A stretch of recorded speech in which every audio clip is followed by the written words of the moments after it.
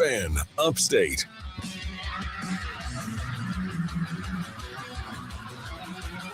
Southern trying to get Guzman home. He bolts for the play. Save! He steals home. Wow! The first run, Diesel, of the College World Series, a steal at home. How about that? West Virginia steals home, and West Virginia leads Troy right now 3-2, top of the third inning, but Troy threatening with a runner on second, 2 outs in the top of the third inning. The College World Series is underway. Welcome into Wire to Wire. He's Diesel. I'm Cole Bryson. So good to be with you on a finally Friday edition of the show. And we are starting off with a pretty good game, Diesel, as Troy went down 3-1. West Virginia got an early lead, but now Troy battling back with an opportunity here as we're going to get into Clemson and some big news from Clemson today earlier as well. But these Troy Trojans, we don't want them to go out without a fight. We want to see these Trojans put up a fight. And there you go. Look at that base hit. Could score the runner from second tie game. If he's aggressive on the base pads. And he did. 3-3. How about it? How about it? Yeah, scored on a sac fly with 1 out. Made it 2 outs, kept the runner on second base, and then a base hit to center field, scores the runner from second, and the Mountaineers and Trojans are tied. I love it. Love it. What a game to start the College World Series, as it should be a good day of college baseball. We'll get into that. We also will get into the games later today, later this weekend as well. A lot to get to. We've got Smitty of Sports Talk Media Network coming up on the show here in about 1 hour from now. Diesel, we always love being joined by Smitty to talk about some of these coaching changes. You've got Ole Miss, North Carolina tonight. Troy still second. Bam, just like that. They've got another runner in scoring position. So putting pressure on the local product from right here in the upstate, Diesel and Bowling Springs, and Chance and Cole, who's the starting pitcher for West Virginia, trying to see if Troy can put pressure on them. They've already had one pitching or one mound visit. Yeah. And this is how you win. This is how Kevin Schnall type teams win games, putting pressure on the opposing pitcher. They're doing it early. You know, West Virginia team is used to getting out ahead, right? They're used to scoring a lot of runs and kind of winning comfortably. If they get themselves into a tight back and forth dogfight, are they going to be able to hold up late in innings? And another big question is, will Troy's late inning pitching be enough to hold off a Big 12 caliber team? Yeah. See what they can do in the bullpen. See what they've got in store. And, man, this one's already started off with a bang. You love the aggressiveness to start off the College World Series. I don't have the stat pulled up, and maybe a researcher can find this, and maybe Kendall Rogers knows. But I can guarantee you, Diesel, in the history of college baseball, College World Series, there haven't been many College World Series that start with a steal at home to score the very first run of the College World Series. They are currently reviewing a play at second. Here we go. Was he safe? Was he out? This will put another Troy runner in scoring position. Diesel, what do you think here? Let's put on our referee hat or umpire. Oh, he missed him. Let's see what they're saying. He missed him because that glove is right in between the arms. Base runner sliding into second, arms sort of out wide like Superman flying through the air. And the second baseman's glove sort of rises up above the arm. He had the opportunity to put the tag down. I think he's safe. But he didn't do it. He lifted that glove hand. So the call on the field, Diesel, the call on the field, safe at second base. Let's see. Let's a little live check in here. They just showed like the rules experts. 3 for 4 with runners in scoring position. Here we go. After review, the call is confirmed. The runner is safe. Yeah, how about right call. Good call. One challenge remaining. Right call. So I would have said upheld. Yeah, if that's the terminology in baseball, the ruling is upheld that he was safe. I wouldn't say confirmed. I think there's a little bit of a shadow of a doubt there, but it's too close to say for certainty that he got the tag down. Yeah, there was not enough. Not enough. You know, it's just like in football, whatever the call on the field is, there's got to be, you know, enough evidence to overturn it. Not enough there. So that's big because if Troy gets a base hit here, Diesel in the top of the third, they could take the lead.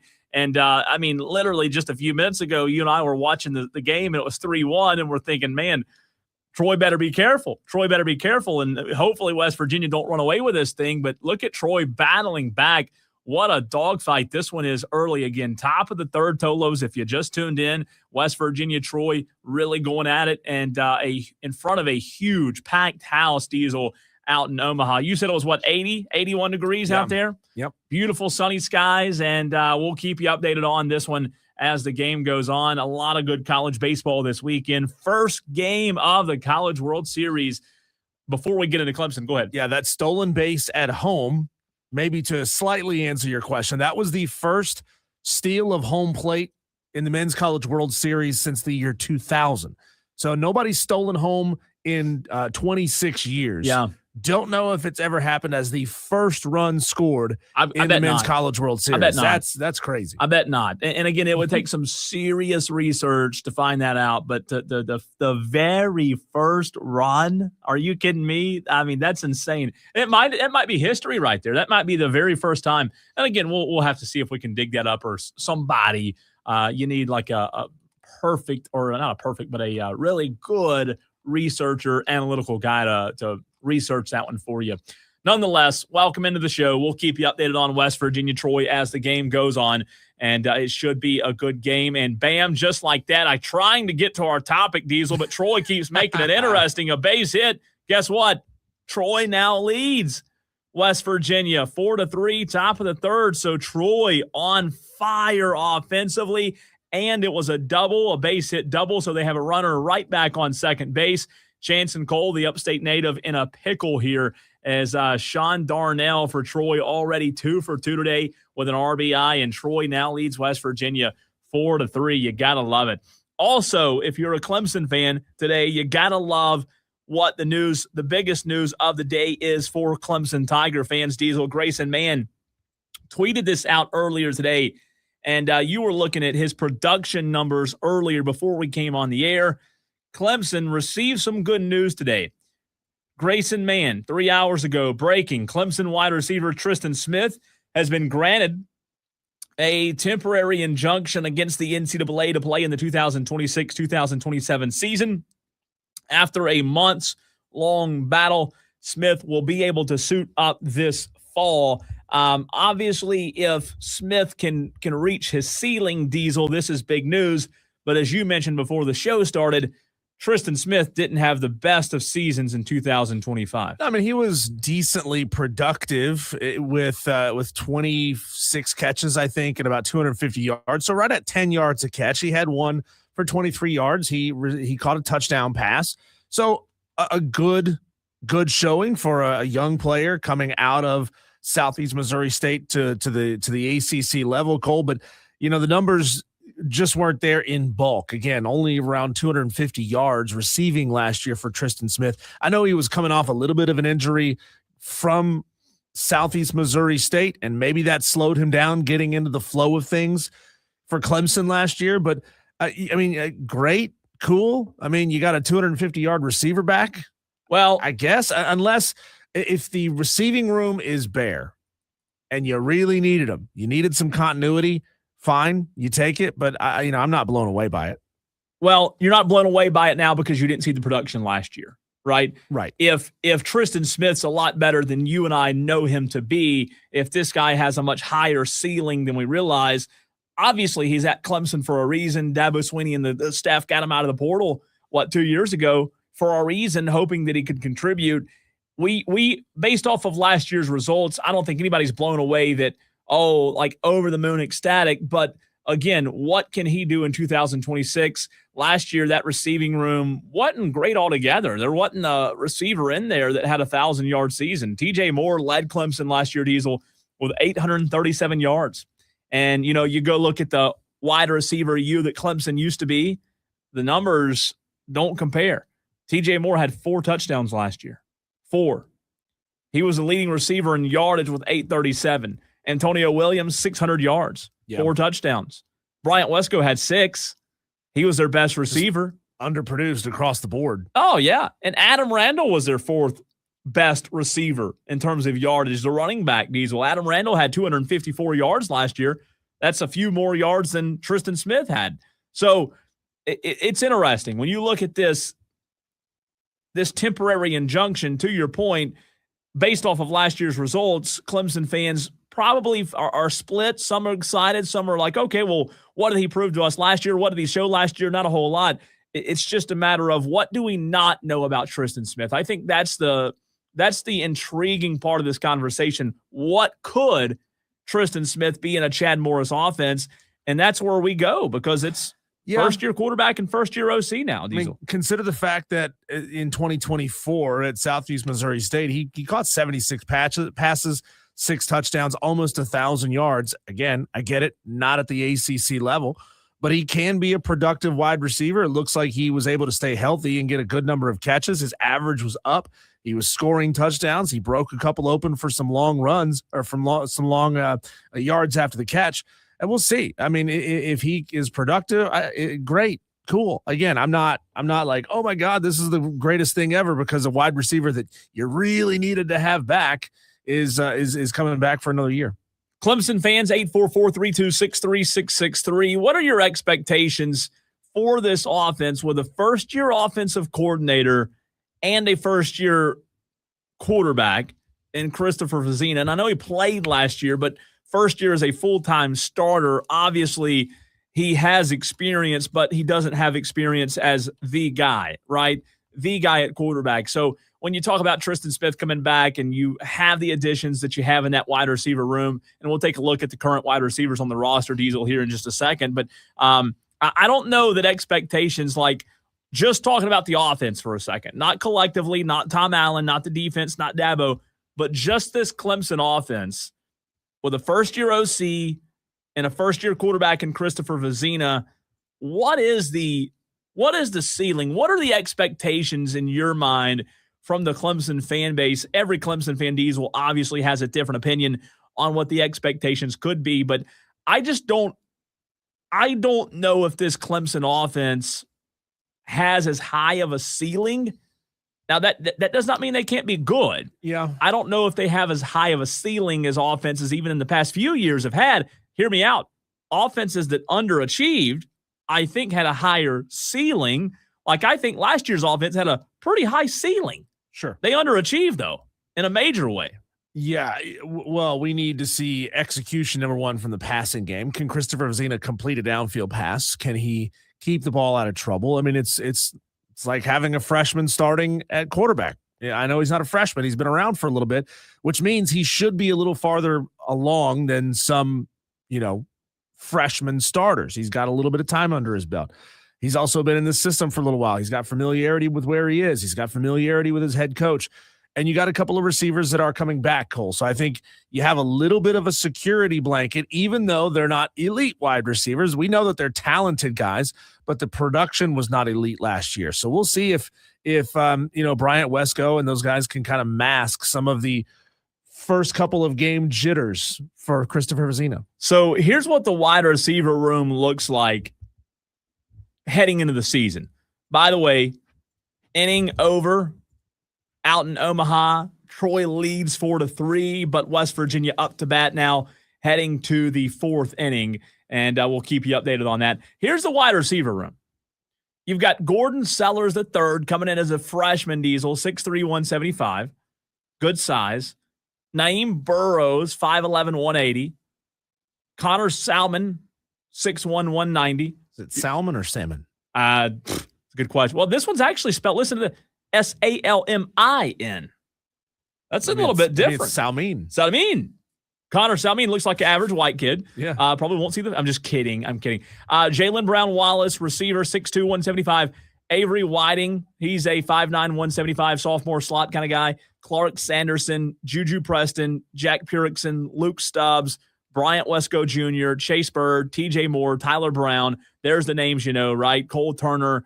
Let's see here, Cam Blivens. So you've got a lot of receivers in this room now with Tristan Smith. You know it's going to consist of Bryant Wesco, TJ Moore, Tyler Brown.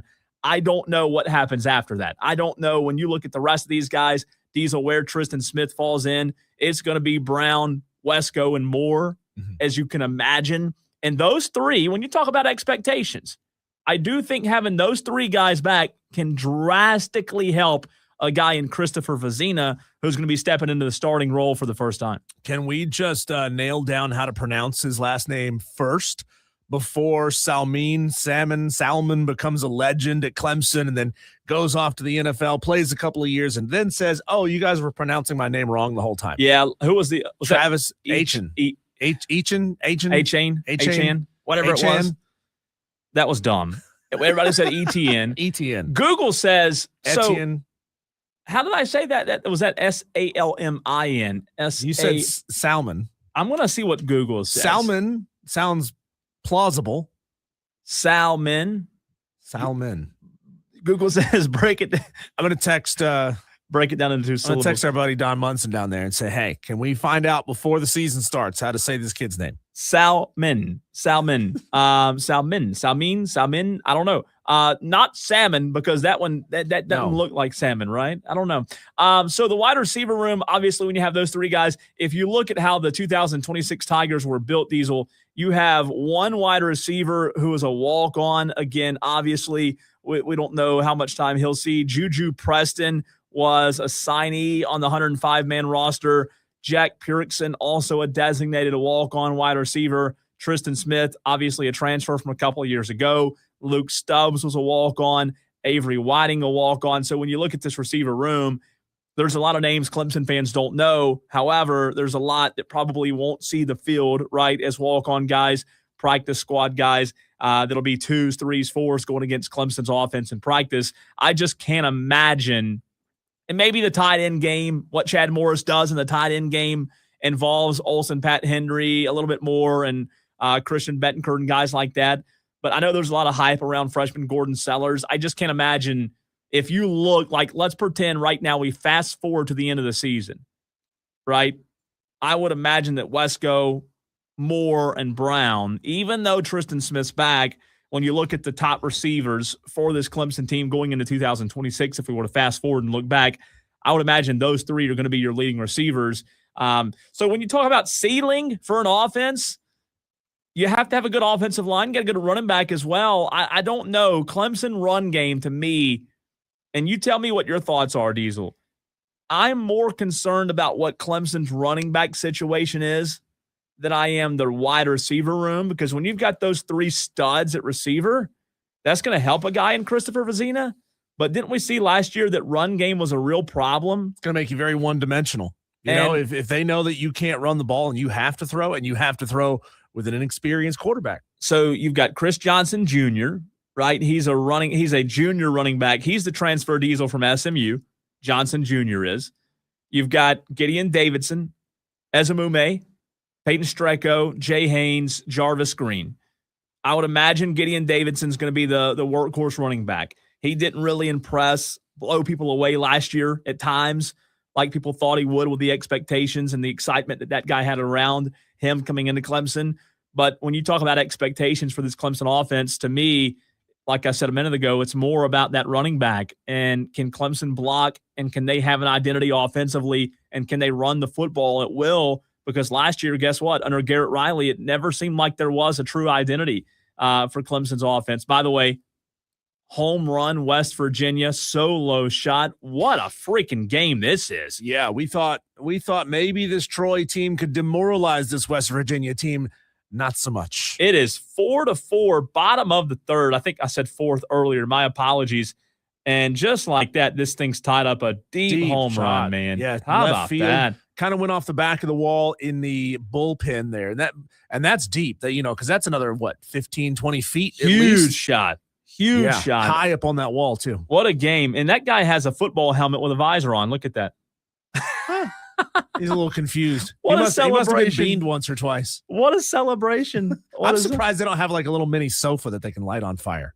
Oh, well, yeah. Just like a little one, like, about the size of a laptop. You just light a match. Yeah. Look at that crowd, though, man. That's a big crowd. Yeah, it is. Big crowd out in Omaha. Again, pretty day out there. Clear skies, blue skies, 80 degrees.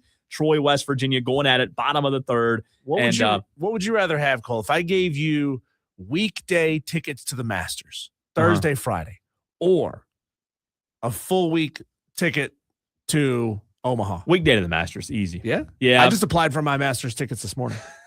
Good luck. I almost forgot, Good luck. Hey, maybe I'll be one of those like odd ducks that Yeah. gets it on their first try. You can go to Omaha. Like Omaha is not near, and no offense to Omaha, it's not nearly as coveted as the Masters. You know, you can go to you can go to Omaha right now. If you love baseball, it's coveted. If you love college baseball, yeah, but I'm it's saying coveted. like if you don't love golf, you can go on like Game Time right now and buy a ticket. Let's see. I don't know how much you can't get a ticket to Omaha nearly as easy. Let's type in on the Masters. what I say. said Omaha. Omaha. I'm sorry. Augusta. Augusta. Let's type in College Baseball World Series on. I use Game Time. So tonight, if you wanted to go to Ole Miss, North Carolina, and wanted 2 tickets, you could get 2 tickets for cheapest $93, which is not bad. Not awful. Not to see your team. $45 postseason play. Yeah, not to see your team in Omaha. Where is it though? Lower deck. Really? Out in right field. Oh, Yeah. okay. So I mean, still not great. Behind the home run wall or in foul territory? Foul. Yeah, foul. Behind home plate, $200. Wow. Yeah. So again, it's expensive, and like it's still more than going to a Braves game. I went to a Braves game cheaper than that. But if your team's there, you're willing to pay $200 or whatever it is. I mean, if App State was there or whoever, Diesel, you'd pay that. To get a ticket to Augusta, boy, it's hard. People go their whole life and don't make it out there. So it just depends on, some people would say Omaha, but if you're a college baseball fanatic, maybe you do. I'm just wondering, Cole, who would be the celebrity that they would give free tickets to and put them in the front row, like the way they do at Madison Square Garden? Where at? Here in Omaha. I looked it up. The most famous people from Nebraska. I don't think some of these people are still alive. Marlon Brando, born in Omaha. He's dead, right? Hillary Swank, she's from Nebraska. Johnny Carson, Henry Fonda, Fred Astaire. Who? Yeah. Who? There hasn't been, outside of Hillary Swank, there hasn't been a celebrity born in Nebraska in the last 40 years. What's that tell you? No country stars are from Nebraska. I don't think so. I think they're too busy. I mean, Nebraska. You got to think about it. I mean, there's not a lot. Probably don't have a lot of people. Populations. Not a lot of big cities. It's hard to draw a crowd at a concert in Nebraska. When we come back, Cole, things are getting out of hand, man. With this jewelry, this bling. Have you seen the ring that the Seattle Seahawks are giving to all of their members, all of the players, the staff? Everybody's getting one of these things. It's ludicrous. And it has a couple of surprises, too. We're going to talk about that next.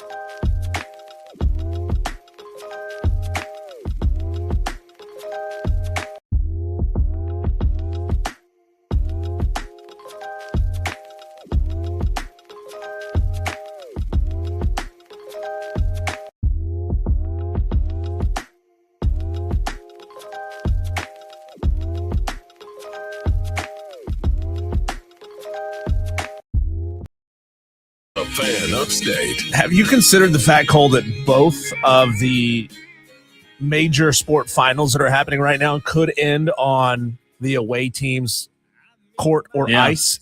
That sucks. I like home celebrations, just that roar that takes 10, 15, 20 minutes to go away, and then it's still awesome inside the arena. Yeah, it is a little bit of a shame, but you know what? That's the fan thinking, and I agree with you, but from a player's perspective, they don't care. They don't care. They want to win a championship. But you would, ideally, if you could draw it up perfectly, you want to be at home. Certainly don't want to throw game 5 on the road or game 6 on the road just to get it back home. And I don't know that it matters in the NBA. If New York wins on the road Saturday, those New York fans will still commit crimes and burn buildings down and start fires. They're not going to wait for the team to get back. No, I saw a video where they were smashing a taxi windshield in with the taxi driver in the car. Whoa! After the game the other night. It is ridiculous. And you know what's sad about all that? Nobody's really talking about it. It's just they're New York fans. Let them have it. they're vandalizing, and it's that's awful. Are we okay with this? Are we okay as a society with people acting like a bunch of idiots? But no, it's sports fans, and they're New York fans. That's how they act. That's ridiculous. It's sickening to watch. It is. It's pathetic from those fans. And why is that your first instinct? It's been a long time, Cole, since that famous photo of the Navy man grabbing the nurse and leaning her down for a kiss. That's how you're supposed to celebrate, right? You're supposed to celebrate in a positive way, not in negative ways. Yeah. By the way, I just got a message from a buddy that I went to college with. He is a police officer in the Raleigh area. He says he is in his home right now. I guess not at work. He's in his home right now trying to get tickets to the Lenovo Center. That's where the Hurricanes play their home hockey for Sunday's watch party. He says there are 70,000 people in the queue to get these tickets. The arena holds 18,000 plus whatever they could put outside. Because if you watch Game 5 last night, there were thousands of people outside the arena as well. They are charging $10 a pop with free parking. So they're still going to make almost $200,000 off of a watch party. It was awesome. I sent you a screenshot or a video of what it was like inside the Lenovo Center for Game 4 when it was in Vegas, and they were showing the game on the Jumbotron, with multiple sides, and they were projecting the player position down on the ice in real time, and it was so cool. It was so cool. I wouldn't pay $10 for it. I'd rather sit at home and watch it on TV. At least the fans, though, have an opportunity to come together. Yeah, even if it's not a home game, that's a good thing. That I've seen that. I think most sports, especially professional, do that. You see, at the college level sometimes too, want to have the camaraderie. As long as they act normal. Hey, are Canes fans going to tear down Raleigh? Are they going to? No, they're going to act normal. Yeah, it's interesting when the Hurricanes have won games in this series, nobody's vandalizing anything. As far as we know, there might be a trash can full of beer cans that gets kicked over, but if that's the worst that happens, it could get crazier I don't think I've ever been to Raleigh. Really? I don't think I just can't remember in my life ever going to Raleigh. I don't think I have. I've been there a couple times. I went there for a Hurricanes game, and years before that, I went there to visit a high school friend who was enrolled at NC State. My sister looked at NC State as a college, so I've been there a handful of times. I don't think I've ever been to NC State game. Couldn't tell you I spent time there. Yeah. It's a long drive, right? It's from here. It's it's out there. 4 hours and 8 minutes from here. It's out there. It's almost just straight west. Well, not straight west, but northwest or northeast. I'm sorry, northeast a little bit. It's about 5 hours, I think. Yeah, from here it says 4 hours and 8 minutes. So it's just not terrible, but I guess going to Myrtle Beach kind of, but it's up there. You're out there, but I would like to go. If it were closer, I would go to a game. I went to one hockey game when I was in Dallas. It was a playoff game. Incredible environment. It was incredible. Blows me away that whenever we bring it up, people are like, no, we don't want NHL hockey here. I brought it up. It's like, we should have it. Speaking of outlandish, Cole, outlandish things, this has been revealed. Have you seen the rings that Seattle are giving out to their players, their staff coaches, all that, all the way down to the janitor, I guess, is going to get one of these things. The Super Bowl 60 ring is out, and here it is, Cole. That is the Seattle Seahawks Super Bowl 60 ring. And I mean, sweet. yeah, it's like a lot of Super Bowl rings, right? It's covered in diamonds and it's got the logo on it. It looks pretty cool. But here's the thing, Cole. There are some really interesting quirks and features. Those of you who are Doug DeMuro fans, it was created by Jason of Beverly Hills, which sounds like how you would introduce yourself in medieval times. Jason of Beverly Hills. This is Cole of the springs that boil. Right. Cole of Boiling Springs. Yeah. When you make rings, though, that's what you do. Right. You don't give your last name. No. It's got diamonds. It's got sapphires. It's got team mantras all over it. And not one, not two, but three special features. So if you're on the stream and if you're watching this thing, this thing looks wild. I'll say this. I think it's maybe the prettiest Super Bowl ring I've ever seen. It's because it's all diamonds. I mean, it is exceptional. It's all diamonds. It's beautiful, isn't it? It is incredible. And the team colors kind of, yeah. I mean, some team colors don't look like San Francisco's team colors don't really look good on a rim. Brown and red. That just right. Blue like and, a ruby red is not the right color for San Francisco, I guess. Do you know the price on that, by the way? It doesn't say. Whew. It doesn't say. Whew. But you can't buy it at Jared's. No. How long is it going to take before one of these shows up on Pawn Stars? Yeah, that is this thing is worth $1 million. Best I could do is $250. I'd like to know how much it is and also how heavy. I mean, that thing's got to be. I mean, that's a rock. Who needs to do bicep curls? Just put the ring on That's your finger. A rock.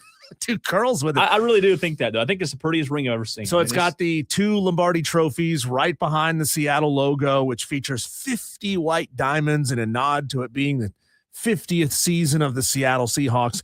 That one's fun. On one side of the ring, it's got the player's name and number above the team mantra, which was MOB. Do you know what MOB stands for? Move over. No? It means mission over bull blank. Mission over bull. Okay. Like that's focus on the mission. Yeah.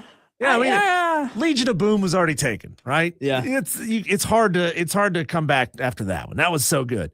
On the other side of it, I wouldn't tell people that it was on the ring. It says 12 as one. That was another motto of this team.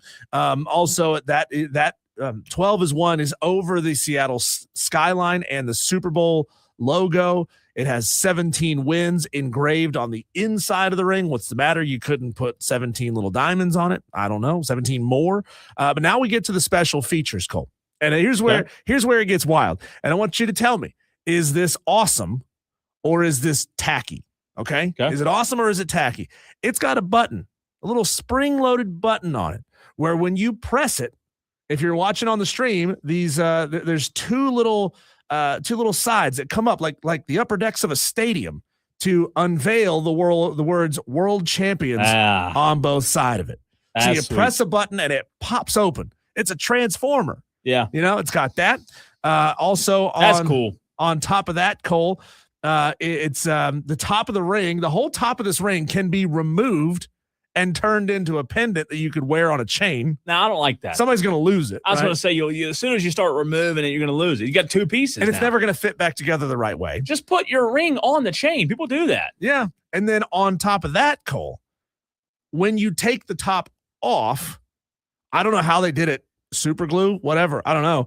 There's a tiny little piece of a football that was used during the season behind the number 50. Now, that's cool. So you got a little piece of leather on the underside of it. Tiny piece. You're talking like not even a square like centimeter. A hair. Yeah, like a fingernail size piece of a football under there. That's pretty cool. I like that. So they say it took months to design, assemble, test every ring to make sure they all functioned properly. But a little spring-loaded top on a ring, is that cool or is it tacky? No, it's cool. It's cool. I mean, in 10 years you'll have them flying. There'll be drones. Your ring can just boom, there's a drone out of the ring. I mean, seriously, I mean, that's I like it. I have no issue with it whatsoever. I don't know, man. Like, I grew up watching Key and Peele and the sketch where it starts with the hat with the sticker on it, the flat bill hat with the sticker on it, and then somebody else, he's got one that's got a bag on it, and the other guy comes back and he's got a hat that's encased in a trophy case strapped to his head, and then the next guy comes back and Cole, he's got this. He's got let me remove that and put that on there. He's got a helmet, Uh, on top of which is mounted as a seat and a chair for a woman to make another hat. Yeah, so that- he's that wearing is- a woman making a hat on his helmet. that's unbelievable. Yeah, that's where this ring is. It's over the top. Yeah. It's crazy. I like it though. I do. I mean, you nowadays, as much as money as they're spending, like that's why I want to know how much it cost. I want to know how much that ring is. Let's Google that real quick. Let's see if we can It's find got to out. be.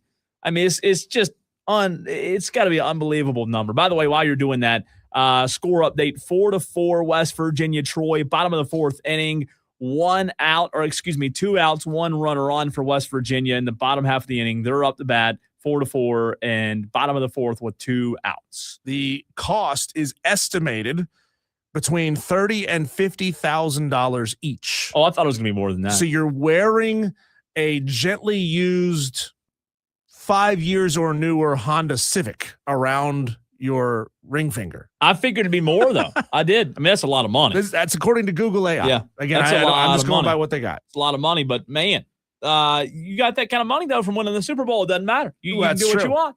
Do teams really make that much money from winning Gotta the Super be. Bowl? Got to. Think about how many of these do they have to give away, though? They have to give away probably 250 of these things. That's the Oh, at entire least. team. Yeah. That's probably the practice squad. It's the coaching staff. It's Radio. It's front office, radio crews. Yep. Like, don't they go all the way down to the janitor and give the janitor one? I don't know. Maybe depending on the organization. Gosh. I wouldn't know, Diesel. I mean, why are you asking me? I mean, my team hadn't. I mean, I hadn't been alive the last time my team won a Super Bowl. So you're asking the wrong fan, asking a Cowboys fan, unfortunately. Right. Back then, they gave away a cheeseburger and a horse. I'd like to know that last World Series. I actually have seen it. Things have changed in 30 years. Right. You know, I mean, when it comes to rings. I don't think Justin's is making these rings anymore. No, I don't think so. I don't think so. It might be. You never know. It might be. To me, Cole, though, it's over the top. It's ridiculous. I think it's a little tacky. That's where we are, though. I would love to be that kind of tacky, but Yeah. it is. It's wild stuff there. Let's dive into the College World Series games this weekend. Diesel will give you a score update. Who's going to take the lead between Troy and West Virginia, and what else is on the slate for tonight and this weekend? Let's dive into the College World Series, college baseball, next.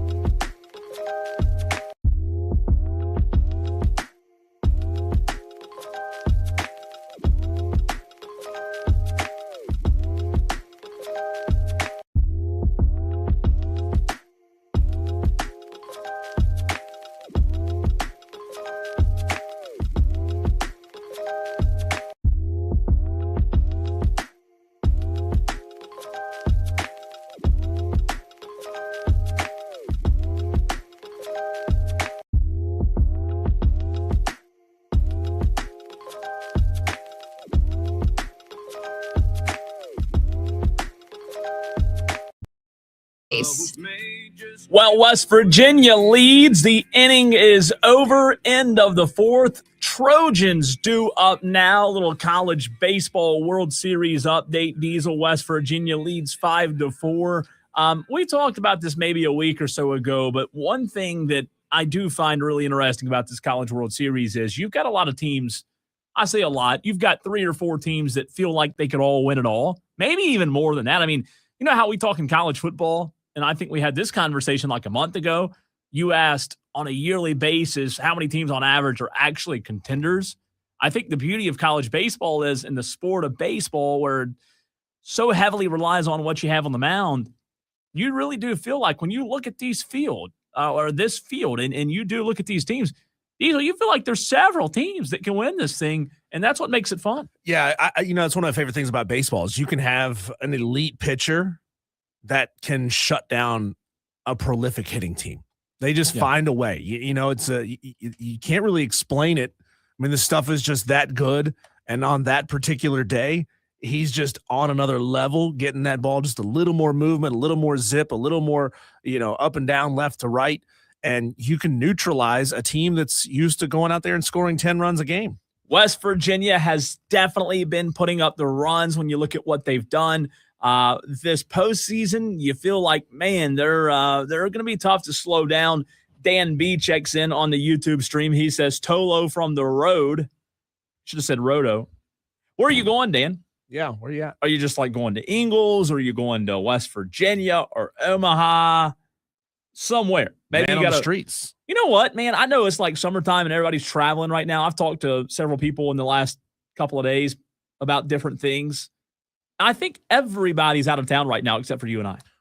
Everybody I've talked to. It's easier now that gas is starting to come down. I mean, everybody. Oh, I'm out of town this weekend.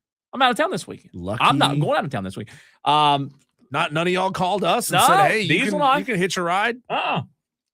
By the way, 7 o'clock tonight, Ole Miss, North Carolina. And then tomorrow you get several games happening, or 2 games, sorry. Oklahoma, Alabama at 3. And then the game I look forward to the most tomorrow night, Texas, Georgia, 8 o'clock on ESPN. This one's got the feeling of a big game. I think, by the way, October 15th, I saw on Twitter, October 15th of last fall, these 4 teams played each other. Like Oklahoma, Bama, and college football, Texas, Georgia on the same weekend. You remember that? Unbelievable. And now they're doing it again in baseball. So I think Oklahoma, Bama will be a really good game. But you look at Texas, Georgia. Texas has got the pitching, and then Georgia, 50-plus team. We talked to Olivia Sayer earlier in the week of Dogs 247. They're as complete as a team I think there is in the field right now. So, again, I think you've got several teams that can win it all. And then you look at that, what feels like it's just going to be a slobber knocker tomorrow night between Texas and Georgia. A lot of good games. Dan B says, heading back from Huntsville, picked up my son. Huntsville, is that Alabama? Is that right, Diesel? Mm-hmm. Huntsville, Alabama. Let's do a little check-in real quick on the College World Series. Let's see what's going on. He had me there. I mean, what are the odds we turn it on and the first word hot dog? What are the odds on that? No chance. It was loaded. Here we go. 5-4, by the way. Quick check-in. When you go to a ball game, Cole, do you always load up your dog with the works, or do you keep it simple because you gotta carry that, possibly a beer or something else back down to a seat. You got to get skinny and kind of shuffle past somebody. You got to get down in your chair. Yeah, I try to keep it simple in those situations because I don't want the guy in front of me to be wearing it. I'm gonna really upset you here. The Braves game I went to, the last baseball game, a couple weeks ago, I didn't need a hot dog. That should be illegal. That's why they should ban you from coming back to the stadium. And they hang on one hit, so don't worry about it. I'm not going to. You should scan your ticket, and they give you a free hot dog right then and there. Yeah, I didn't need a hot dog that game. But to answer your question, that's a tough question. I love a loaded dog. I love it. I don't think I care about the messiness. I think I'm loaded up. You be that guy that ends up on TV as your face is covered with. Yeah, and I'm fine with that. With slaw and chili and mustard. Yeah. And I'm you're just totally on TV. okay with that because I want to enjoy it. Now, I will say this. You have to be careful. A lot of people, like I see these videos, these hot dogs being made like these footlongs on TikTok and stuff. I don't want a hot dog so loaded down that I'm having to eat it with a fork. No, because then especially if you put relish and stuff on it, the bun's going to be it's soggy by the soggy time and you it's get to that tough. side of the hot dog. I think a hot dog, I mean, I don't mind having a lot of stuff on it, but I think the perfect hot dog is like, put your condiments, but put a little bit of the condiment on there. Like I don't eat relish. Put a little bit of relish. Put a little bit of, don't like just bathe it in chili. Like here's some chili with your hot dog. Well, because then when you get back to your chair, you got to do this sort of awkward thing where you set it on your lap. Yeah. And it's no good. No. It's no good. I do like the stadiums now that let you order from your seat. Yeah. I'm sure they charge you a premium for like delivering it to your seat.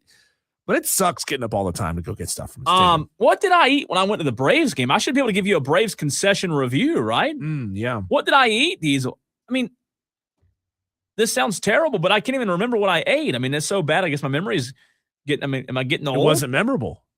No, yeah.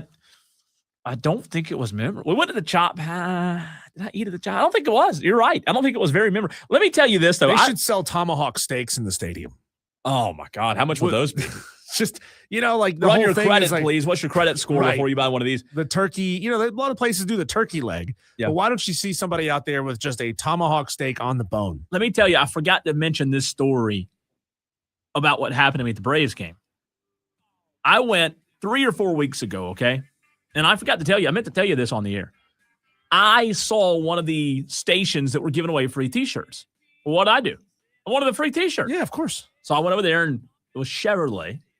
So I put my information in, and no lie, before I got back to my seat, Park Chevrolet in Spartanburg was calling my phone. And you know how many times they've called me since that Braves game? Over 10. a dozen. Wow. Yeah. I told the lady the other day, look, I wanted a T-shirt. I didn't want a Chevy truck. So it was just a generic Chevy booth, and you signed up for alerts from your local Chevy dealer. Yeah, now they want me to test drive every truck they have on the lot. Because there's a lot. Well, I mean, go do it. What's wrong with test driving? No, that's not a good thing. It was be a bad thing because I'd probably come back to work with one. I mean, that's a bad thing for me to go test drive it. Why is Cole doing so much overtime? Yeah, really. Oh, it's because he just bought a $90,000 Silverado. All I wanted was a white Brave shirt, and I ended up with a Chevy Silverado, $48,000 truck, right? That's what I get. When we come back, Cole, let's go across the state all the way east to Conway in the Myrtle Beach area. Let's talk to Smitty of Sports Talk Media Network. We got a lot to get into with Smitty. That's coming up next.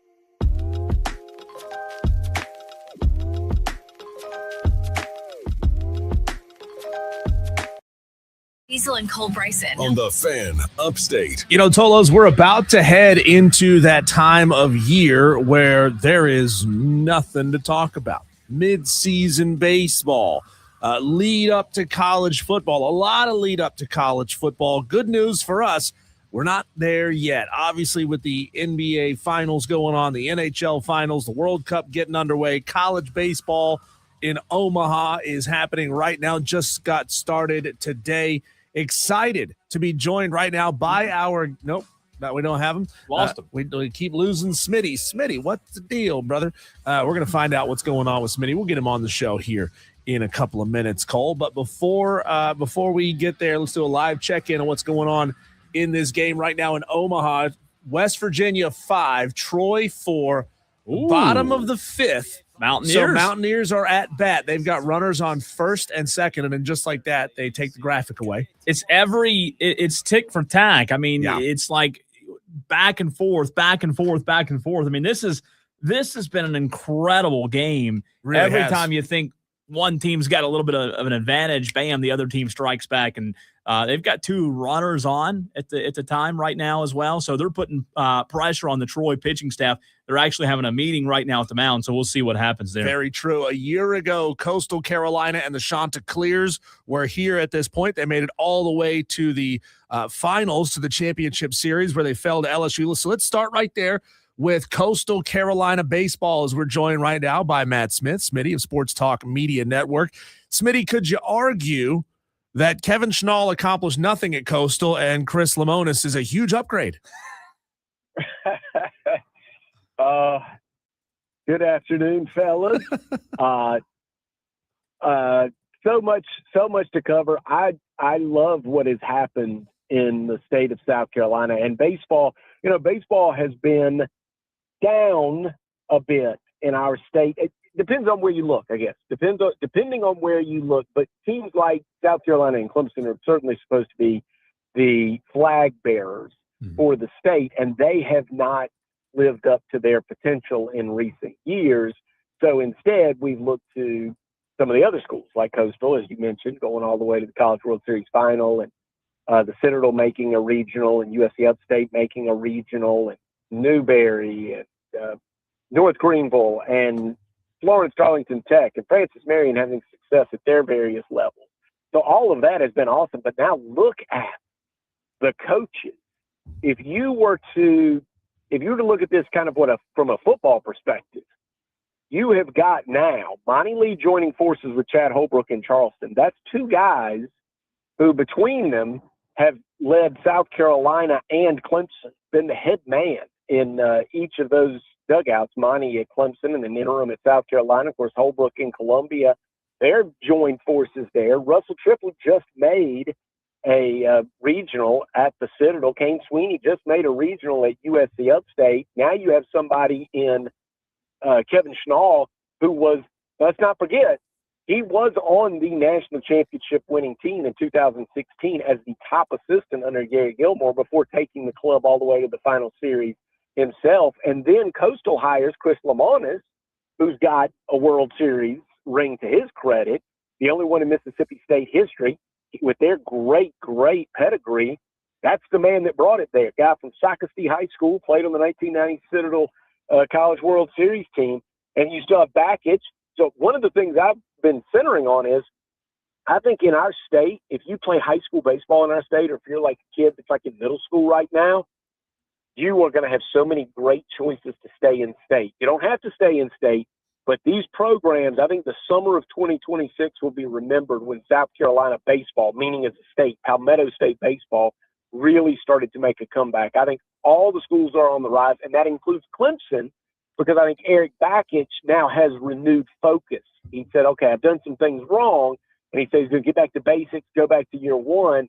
I think he's going to be laser focused on getting Clemson back too. So I think all of these clubs are on the rise, and I really didn't know how far down they were until now. I look at these coaches and what they've accomplished, and then compare them to where all these programs were 3, 4, 5 years ago, and I say, oh yeah, this is going to be better.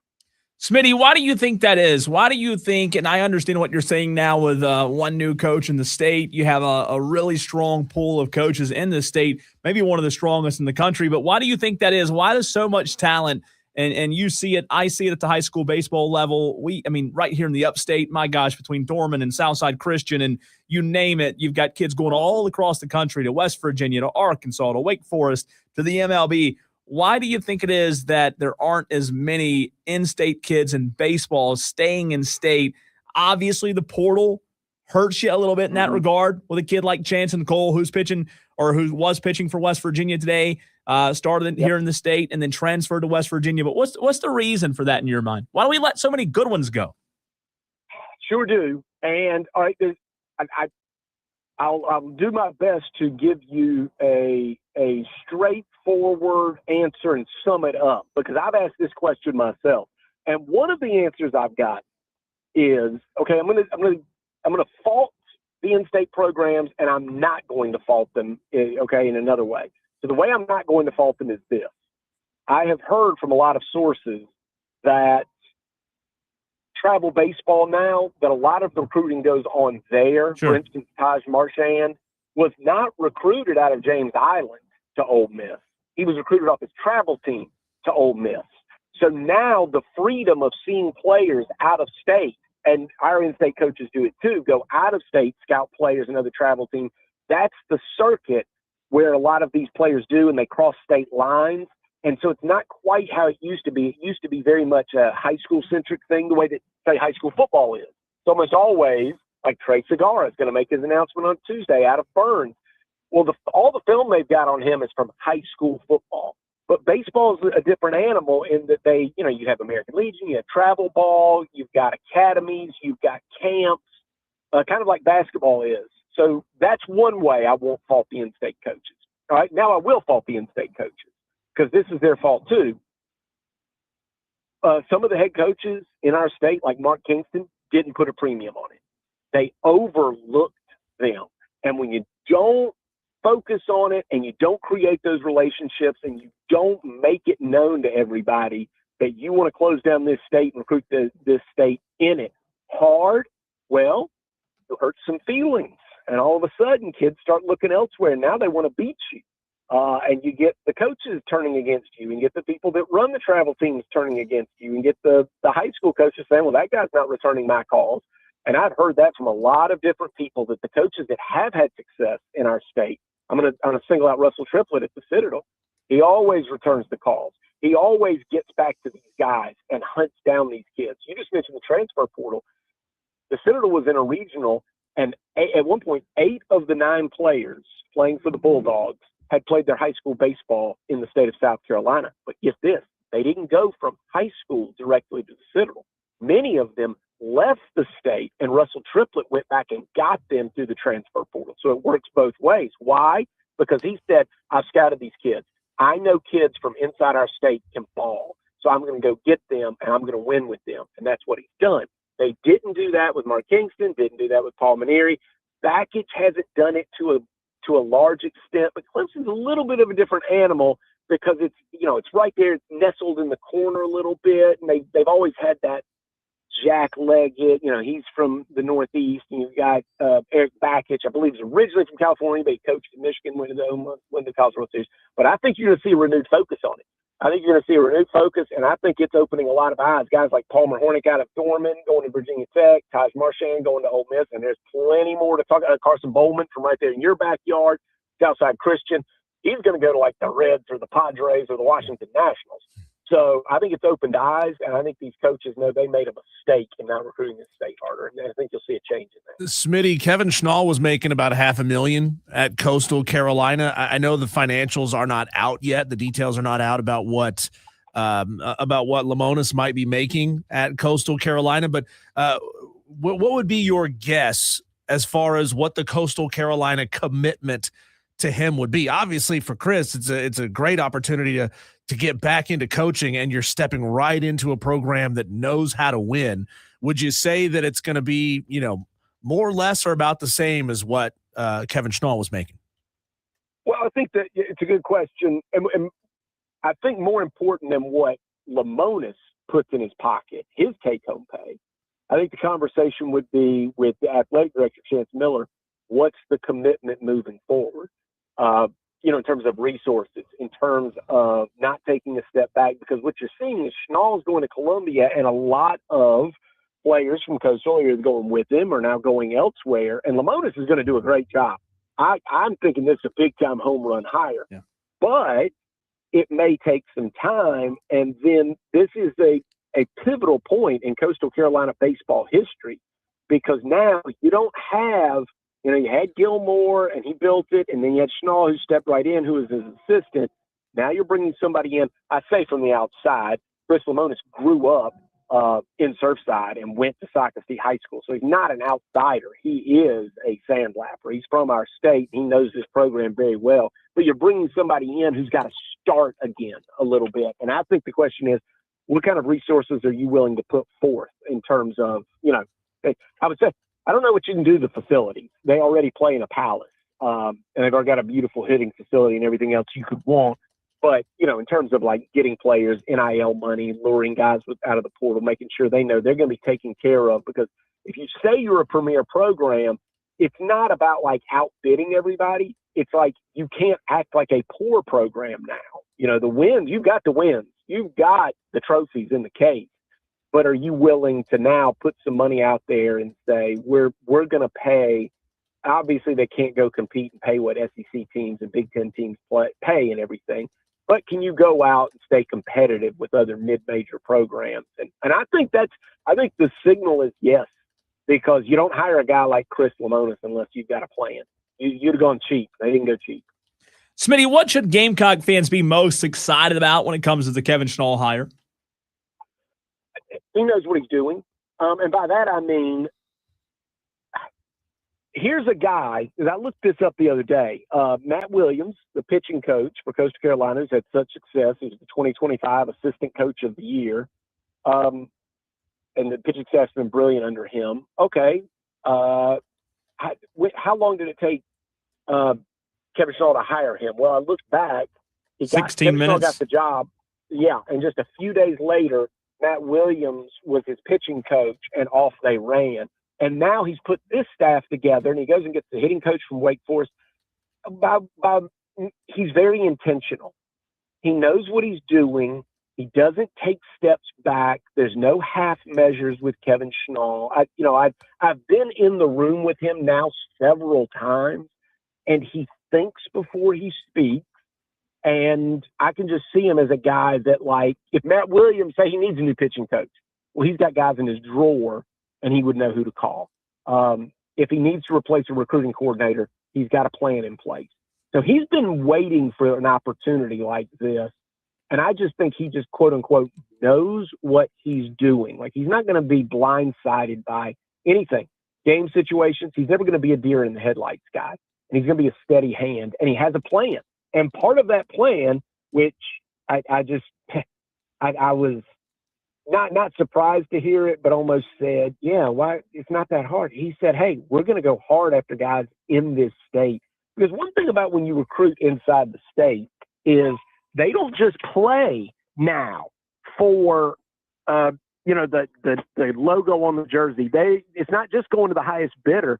If you grow up in this state and you go play at South Carolina or Clemson, you want to defend this state. You don't want to be badmouthed. You don't want to be embarrassed. It's a little something extra.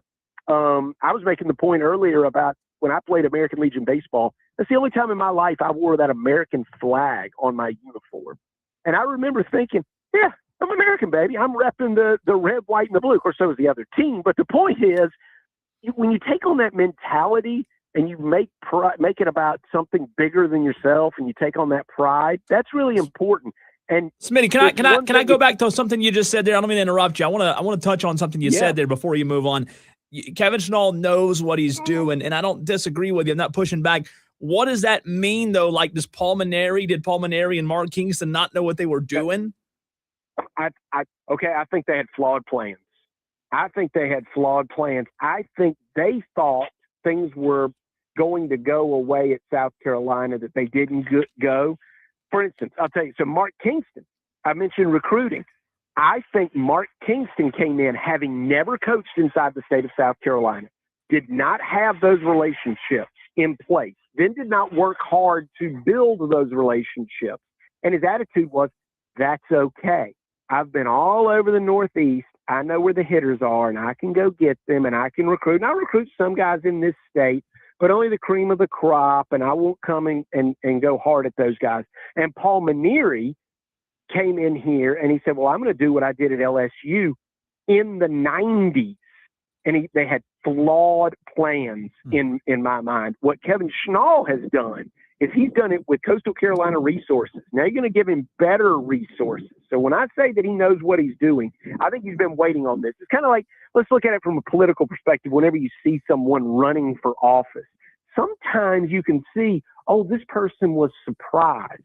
They were surprised that they ended up doing this well, and now they're in a runoff or whatever. And then other times you see somebody and looks like, nope, they've been thinking about this since they were working on somebody's staff. It looks like they've been waiting for this opportunity because now they have index cards in their pocket of what they're going to do in every situation. And that's how Kevin Schnall strikes me. He knows what his next move is going to be. And if you throw a curveball at him and tell him, okay, year one doesn't go well, he goes, okay, here's what I'd do. So he just always seems to know what he's doing, and that's why he had success at Coastal. And I think it's why he'll have success at South Carolina. Well, Smitty, couldn't you also sort of point that logic squarely at Dabo Swinney's front door in his office? I mean, he built his program recruiting high school players from Clemson, and then when he wanted to take it to the next level, he started recruiting all over the Southeast, more regionally and more nationally. And as the success has sort of eroded, that strategy hasn't changed. He's still trying to recruit on that national and regional level, but that's harder to do when you're not actively winning titles, when you're not actively making deep playoff runs. Yeah, I agree with that wholeheartedly. I've always believed, you see, everybody always says this. It's kind of it's a line that you hear people when they talk about recruiting football in the state of South Carolina. Well, you can't win with just guys from South Carolina. It's not a big enough state. You don't produce enough Division I talent.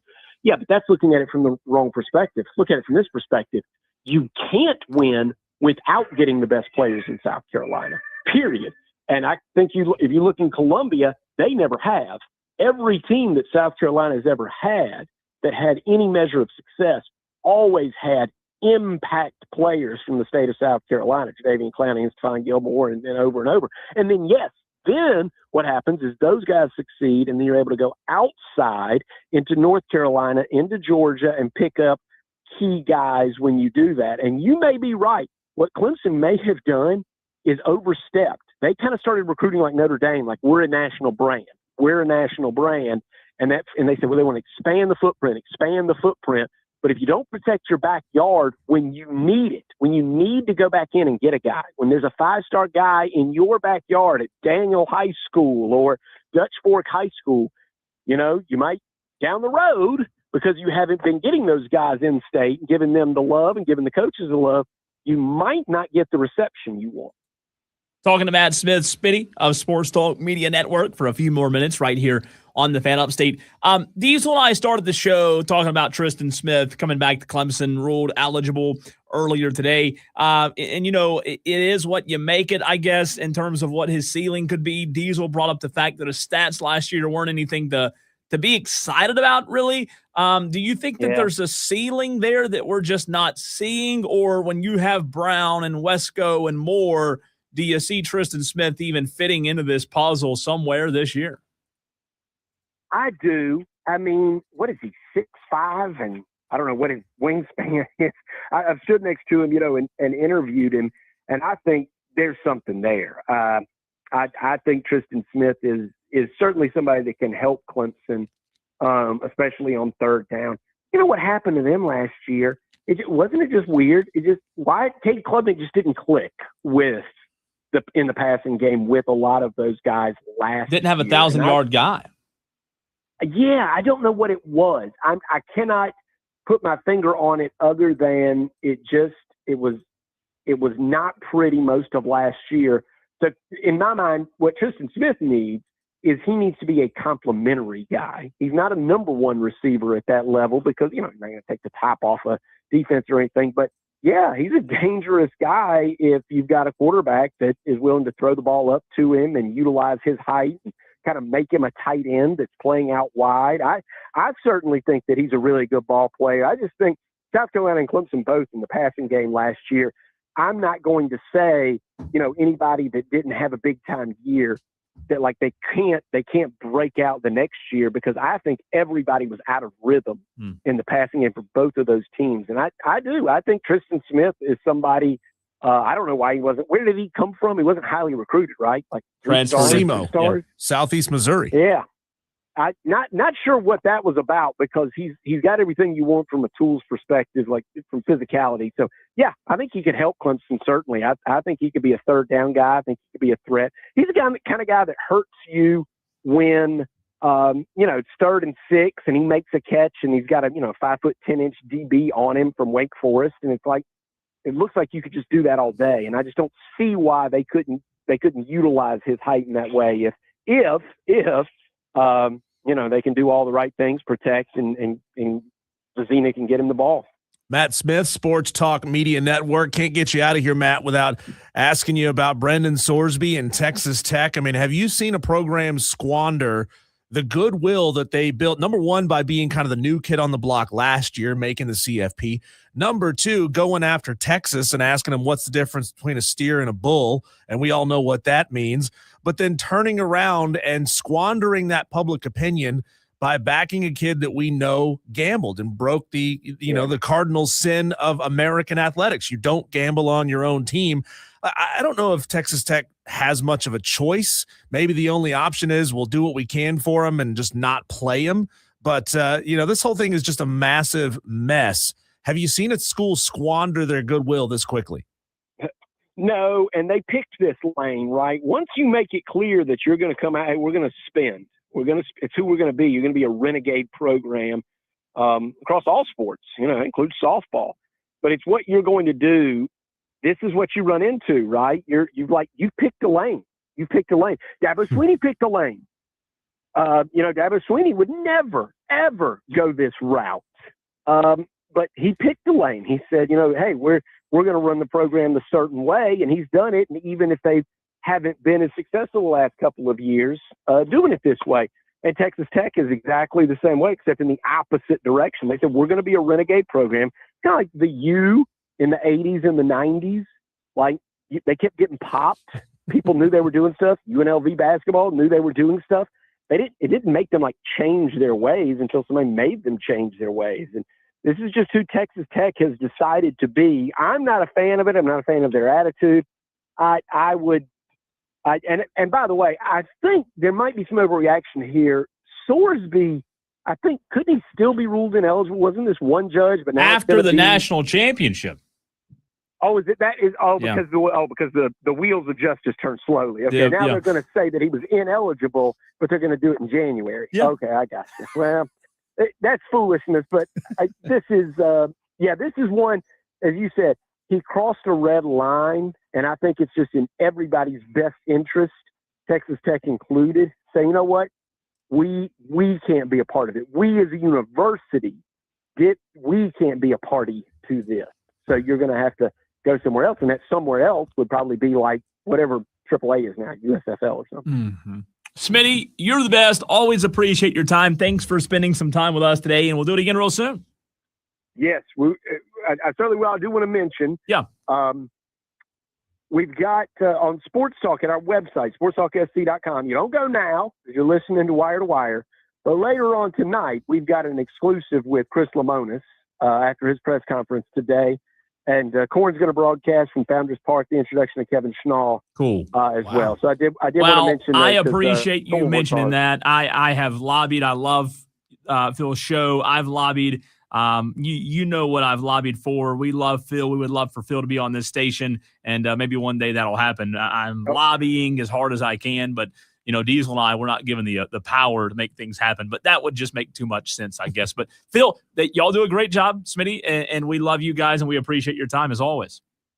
All right, talk soon, guys. Smitty, Sports Talk Media Network. What about the NBA Finals over the weekend? Is this it? They're up 3-1, the Knicks are. I mean, is there anything that can happen to change our minds that this series isn't already over? We'll dive into it next right here on the Fan Upstate.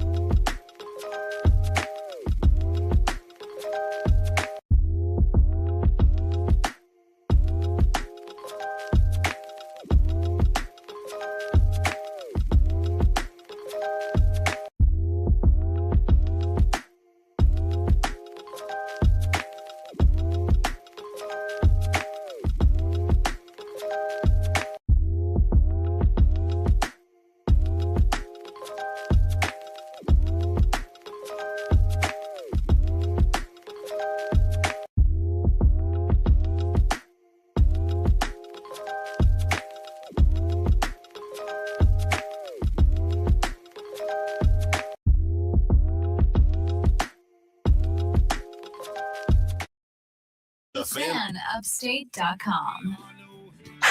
Text or call. One number does it all. 844-326-3663. That's 844-FAN-PHONE. This is Wire to Wire with Cole, Bryson, and Diesel on the Fan Upstate. All right, so they're up 3-1, the New York Knicks are. Is it over, though? Like, it's only happened, one time? Maybe twice. Teams don't come back down 3-1.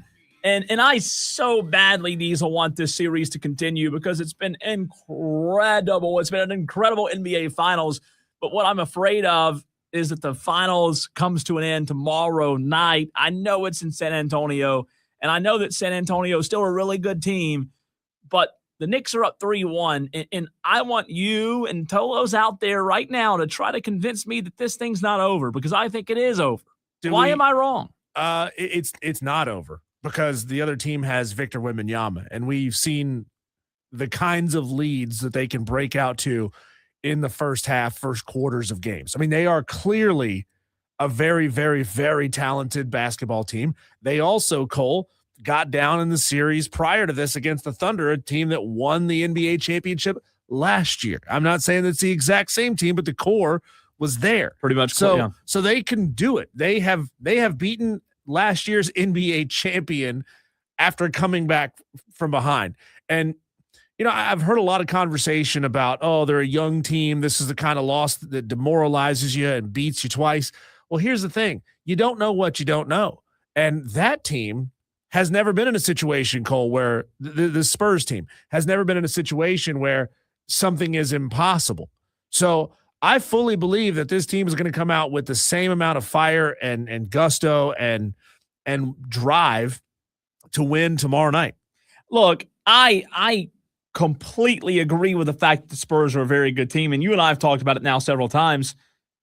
At certain points of the series, you felt like the Spurs are the better team, and that's what's so fascinating about a basketball game. Like, it's 4 quarters. I've seen some really good teams not win, and you know what? I'll tell you this. The better team doesn't always win. The better team doesn't always win. Am I saying that the Spurs are the better team? I'm not saying that, but what I am saying is there are certain qualities of a team that matter more than just if the team's better than you or not. What do I mean by that?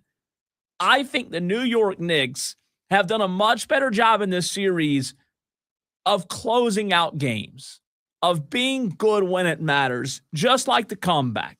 In the second half the other night, they were good when it mattered. The game before that, they were good when it mattered, especially when Victor throws the ball off a teammate's back. So, look, I'm not like discrediting the Knicks, but I've watched every single play of this series, and Diesel, and again, maybe I'm wrong on this. Maybe a month from now, I'll walk back on this. I'm telling you my opinion, my perspective from what I've watched, and I know this is going to sound ridiculous because the Knicks are up 3-1. From the basketball that I've watched, San Antonio is the better team. That's just my opinion on what I've watched. Yeah, I mean, I think you could put it like this. San Antonio has more talent, and New York is a better team, right? I mean, those two things matter. If you have more talent and you're the better team, you're cohesive and you're mature enough to handle situations of every type that you face in a series, then you're going to win the series 9 times out of 10. But if you're one of those things but not the other, I take the better team far more often because, like we said, Victor throwing one off of Castle's back, De'Aaron Fox going for the easy layup and missing it. All these opportunities, Victor, taking that corner shot in game, what was that, 3, I think, or that they had a chance, or no, 2. I think it was game 2. Game 2, we yeah. had a chance to win the game, and he missed it. It's a missed shot. It's not a guarantee that Victor Wembanyama is going to hit that shot 99 times out of 100. But it was the situation that led them with no time and then the missed shot and a rushed attempt. So New York, being that they're a little bit older, being that they've got guys who have been around for a while, I mean, that is a team right now that has no quit in them whatsoever. I mean, they will not be demoralized. San Antonio can come out and get up 40 points on them. That is not going to slow this Knicks team down one bit because they know they can come back. And I guess the truth is, going back to what I said, being able to close games out better does make you a better team. So, like, I understand that. I understand while I say to you, Diesel, I think San Antonio's the better team. Somebody out there listening may say, well, Cole, that's contradictory because if the Knicks can close out better than San Antonio, the Knicks are the better team because closing out's part of being a good team. And I get that. And I know it sounds contradictory and it sounds crazy for me to think that the team that's down 3-1 is the better team than the team that's up 3-1. It's just that's why the game of basketball is a beautiful game. It's a beautiful game because not only do you have to play 4 full quarters of basketball in the NBA, the Spurs is for as good as they were the other night. That doesn't matter. Like, none of that matters. That halftime lead they had when they were up 29, the sport of basketball shows you that lead meant zilch. If you can't hold on to it, leads don't mean anything in basketball. And especially when you look at what they do late in games, if you can't close, I get it. It makes it's a derogatory mark on your team because you can't close games. And I understand that. But I said it yesterday. I think what it all boils down to, Diesel, for me is this. If you are a San Antonio Spurs fan, a diehard Spurs fan, and you've watched this series like we have, I think you've got to be more sick watching this series than you've ever been as a Spurs fan. And I'll even go a step further and say all sports, basketball, football, baseball, I hadn't seen a team just flounder away, fumble away, choke away a series as bad as I have this Spurs team. Again, I'm giving credit to New York. I'm giving credit to the Knicks, but it's got to be sickening if you're a Spurs fan. Yeah, I think Victor Wembanyama's he's got to find his fight. He's got to find his will that cannot be broken in a series like this. I mean, not every NBA player wins a title. Not even the greats won the title in their first appearance. Some did. MJ won it in his first one. Steph Curry won it in his first one. It took LeBron 4, and then LeBron went on to win more. I mean, there's this idea that you have to suffer that heart-wrenching defeat in a series, in a final series, and sometimes you do, and know what it's like before you really find that extra gear. Well, that's life. And I think that's Wemby. Yeah. Some find it right away and they just have that success. Some have to build for it. Yeah. And, it's interesting, to say the least, to see a guy who's 7'4", who has the explosiveness, who has the defense, who has all of this, struggle in his first appearance, because it's not just one mistake. It's been a series of catastrophic mistakes, even specifically by Victor Wembanyama. And that's true. What you said is true in the sense of some are just quick. Some get to the top quicker. Some get to the mountaintop quicker. And look, Victor's not guaranteed. We've talked about this before as well. Victor's not guaranteed to get to the mountaintop. And he's there now, like almost there, but he hadn't won a championship. So, and look, he's only in his second year, for crying out loud. He has a lot of basketball to be played, but we just don't know what the future holds for him because what this Spurs team looks like, we don't know. My point is this, going back to what you said, in sports and life, sometimes we've talked about this with getting a head coaching job. Sometimes the greats don't win championships. Sometimes the better player, the better broadcaster don't get the promotion, the job. It's so much about timing. And you look at LeBron's failures in the NBA championships and you go back to timing against Golden State and Kevin Durant and like, why doesn't LeBron have more? Well, like there was nobody beating Kevin Durant and Steph Curry and Klay Thompson and Draymond Green. It doesn't matter who's playing out of the East. And with Victor Wembanyama, like you had an opportunity. That's why, going back to what we said a few days ago, that's why you have to put every chip in the basket. And Diesel, when you have these opportunities, you have to cash in.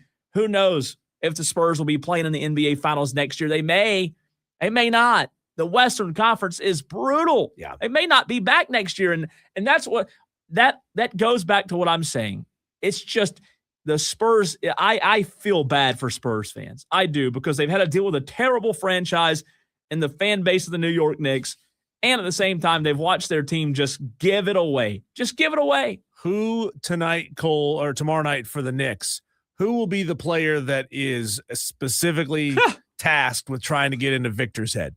Is somebody going to copy him and do the I'm in your head, right? Because I mean, he pulled that in game number 4. Yeah. And lost the game and made big time mistakes. Yeah, look, I think, and especially if you can get them on another flagrant, even if they win the game, if you can get Victor on another flagrant. Well, I think that question's easy to answer right now because what you just said, one more flagrant and he's in trouble. Number 2, they're down 3-1. Yeah. I mean, I think at this point, the ball boy can get them. I really feel that way because there's just so much stacked against you on a personal level. Also, from a team standpoint, being down 3-1. I mean, it is hard. Go look at the history. Coming back 3-1, it's hard. So at this point, it is just going to be a tremendous, tremendous job for Victor. However, it's happened before, so that doesn't mean that it can't. What a story that would be if somehow, some way, this 6 days from now, Diesel, you and I are still talking about the NBA Finals. Wouldn't that be something? What was that stat you said? Only twice has a team come back was from it down the Bucks? 3-1? I think so. Let me make sure. I know LeBron did. How many times? I think so. In the NBA Finals, it might be just one. Down 3-1 one time. I'm sorry. Only and that one was time. LeBron? That was LeBron in 16. So it's only happened one time. Who was he with, the Cavs at the time? Cavs. Okay. Yep. So it's only happened once in NBA Finals history. I was thinking maybe twice, but no, it's all. And I mean, how many years of the history of the NBA? Like, history is not on their side right now. But those teams that were down 3-1 didn't have a 7'4" alien. We'll see. We'll see. I mean, he's going to have to get his emotions in check for this next game because there's going to be a lot going on inside of his head. When we come back, Cole, let's whip around the sports world. Take a look at everything in one quick go. Our Daily Wires coming up next.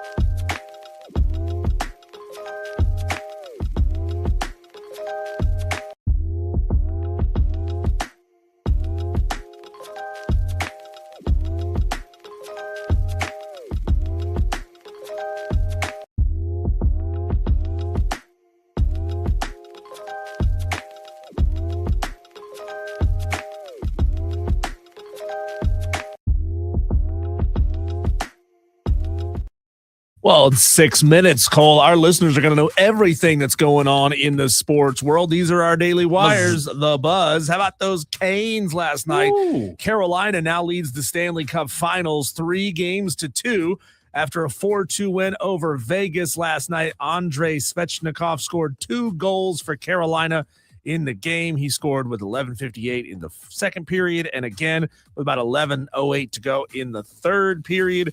I heard them saying this on the broadcast last night. He's one of like 5 guys who have scored 5 straight games in the playoffs. Pretty good. It's crazy. They've got all the momentum right now. Yeah, and they were in a sticky situation last night. For whatever reason, Hurricanes players kept hitting it out of the arena or out of the off of the ice. Nikolai Ehlers was called for it twice yesterday after shooting a puck over the glass. Vegas had pulled their goalie, so now Carolina's down a skater and Vegas is up a skater, so it's 6-on-4 power play. But Brandon Bussey, one of the best stories of the Stanley Cup Finals series history, undrafted, struggled for playing time in the AHL, bounced around a couple of teams, claimed off of waiver wires by the Hurricanes, and now he's starting and playing really, really well in the Stanley Cup Finals. Cool stuff. Congratulations to Burns point guard and rising senior Colt Fowler. He got an offer from Lamont Paris in South Carolina yesterday. That's big. It's big. If you've seen him play, if you've heard about him, he's one of the best, if not the best in the state, the best in the state. There's no doubt about that, and one of the best in the country, and you'll continue to see those more and more over the next few months, I think. Is he? You think he's expecting some more offers from bigger schools, better programs? Oh, yeah. Okay. He's that good. Okay. That good. Does he stay in the state? I think it's a good chance. Okay. I'd like to hope so. Broncos linebacker Jonathan Cooper was arrested on last night on multiple charges that he violated a protection order that was filed against him earlier in the week. Some people just can't stay out of trouble, Cole. Yeah, it's tough. Yeah, former Gamecock and now Fever center Aaliyah Boston had 34 points and 12 rebounds. Caitlin Clark alongside her had 32 points and 10 assists to become the first pair of teammates in WNBA history to have 30-point double-doubles in the same game. Their combined efforts led the Fever past the Chicago Sky in a 114-106 overtime win as part of the WNBA's in-season Commissioner's Cup tournament. I'm no expert, but if you have those two on the same team, they should not lose a game. They should not lose. That's a stacked 1-2 punch. It's an interesting in-season tournament. There's cash on the line, some charitable donations and other things. We talked about this earlier in the show. Cole, Clemson wide receiver Tristan Smith has received a temporary injunction to play the 2026 season after he sued the NCAA for additional eligibility. There you go, Tristan. Texas Tech posted a 20-minute hype video last night defending their integrity, and they reiterated their support for Brendan Sorsby. The athletic director, Kirby Hocutt, head coach Joey McGuire, University President Lawrence Chauvenac, and Senior Associate AD for Student Athlete Health and Wellness, Grant Stovall, were all featured in the roundtable discussion. They said that they understand why other ADs spoke out against the school, yet they still threaten legal action if other schools decide not to play them. Hocutt said the integrity of the game is sacred, and that's why we've gone to such great lengths to ensure the monitoring and compliance measures are in place for Brendan's return. Laughing stock is what it is. Laughing stock. They put an app on his phone, and that's about it. Pretty much. It's unbelievable. The Big Three basketball league is going public. They're eyeing a $290 million valuation as it plans for its IPO later this year. Fans will have a chance to buy stock in the On3 League. Co-founder Ice Cube said, "You can't participate in the upset of the team besides winning.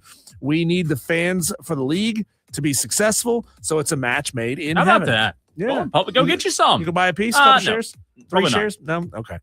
Too busy buying SpaceX today. Okay. The Braves, what do you pay, like 1 Bitcoin for, half a share? No Bitcoin for me. No? Okay. No Bitcoin. The Atlanta Braves are looking to get right tonight after being swept by the White Sox. They'll play the Mets in New York at 7:15. Postponed last night. Oh, okay. Postponed. They've only played 2. So last night's game was postponed to August. So okay, so not yet they've been swept so far, but not swept They've won We'll have to two. wait. They've won the Okay. series. Yeah. Spencer Strider on the mound for the Bravos tonight. We talked about this earlier. The Seahawks unveiled their Super Bowl 60 rings that have an interesting feature. If you press a button, the Lumen Field arches expand out of the top of the ring, unveiling the words World Champions on it. It can also be removed from the base, converting it into a pendant. How about that? I love it. I really do. I love it. Absolutely love And finally, Cole, this is not good. Former Memphis quarterback Paxton Lynch now holds the dubious distinction as being the only quarterback to ever be benched by 4 professional leagues. He was benched in the NFL. He was a Bronco, right? I think so. It sounds right. I know he went to Memphis, right? He got benched in the CFL. He got benched in the XFL. And now he's been benched in the USFL. I mean, at least he can say he's the only one. Like, he's made history. It's true. He's that good. I mean, don't make fun of him for that. You are the biggest loser. Goodbye. Wow. That is that's exceptional. Yeah, you're right. Maybe it's time to hang it up. Get into radio or broadcasting or something, right? Try to expand your ventures, but it was a good run. Good run. Diesel, let's get into a little College World Series update. It is getting down to the last inning or so out in Omaha. Also, it is summertime. If you hadn't stepped outside, you would know it's going to be hot today and tomorrow. A summer power ranking. What are the best events in the summer? You've got to decide. Tolos have to decide, as well as a little College World Series update. That's next.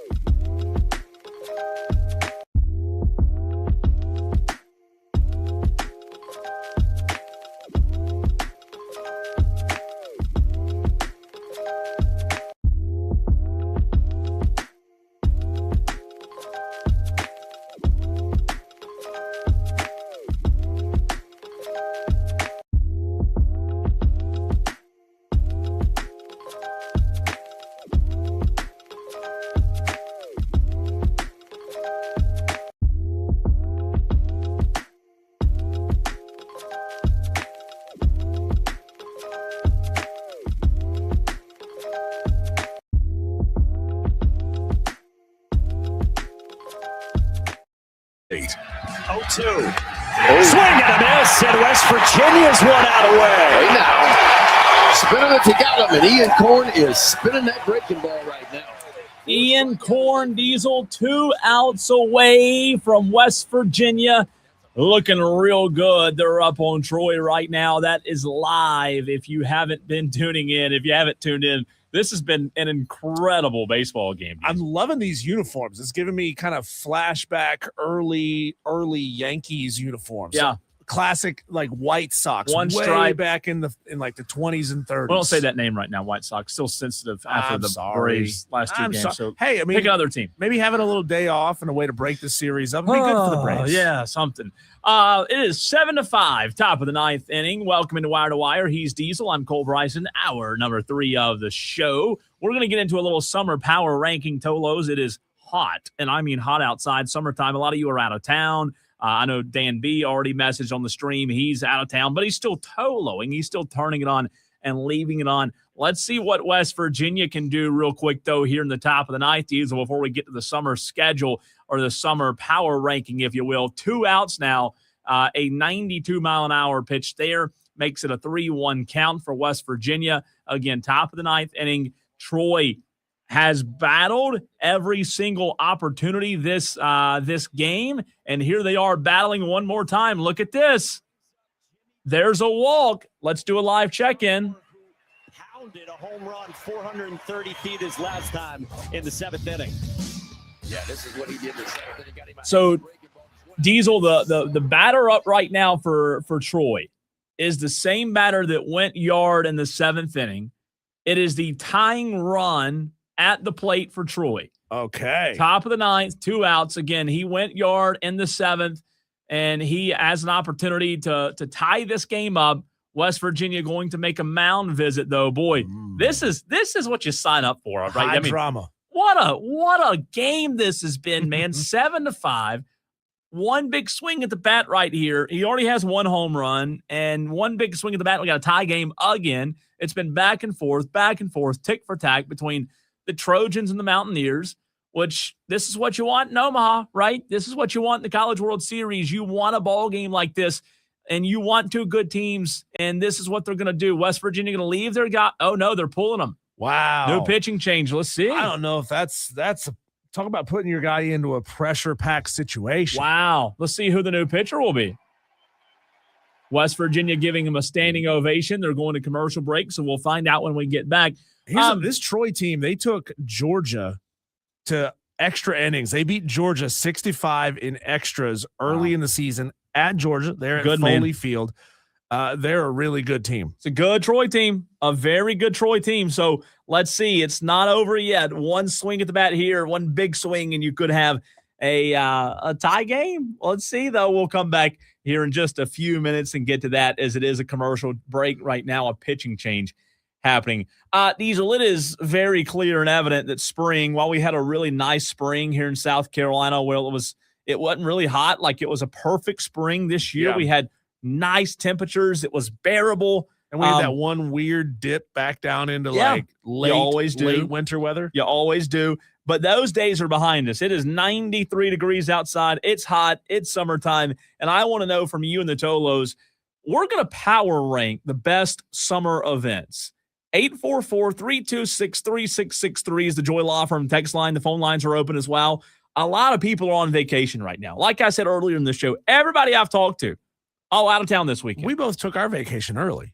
Well, you didn't go on vacation. Yeah. You were in Nicaragua, where it was hotter there than it is here. Oh, yeah. Way hotter. Way hotter. So it's 93 right now. Humidity is up there. What was it like in Nicaragua? Every day it was high 90s.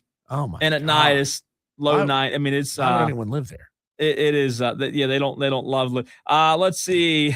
I mean, I guess you get tree cover down there in the jungle. It stays a little cooler, maybe. I don't know. Managua, Nicaragua, right now. Let's see. I'm gonna say it's close to the same right now. Let's see. I'm a bet. I'm a guess. 93. So we were essentially living at the equator. Yeah, pretty much. God. Pretty much. Ben McDougal in the game for West Virginia. He is coming in to try to not allow Troy.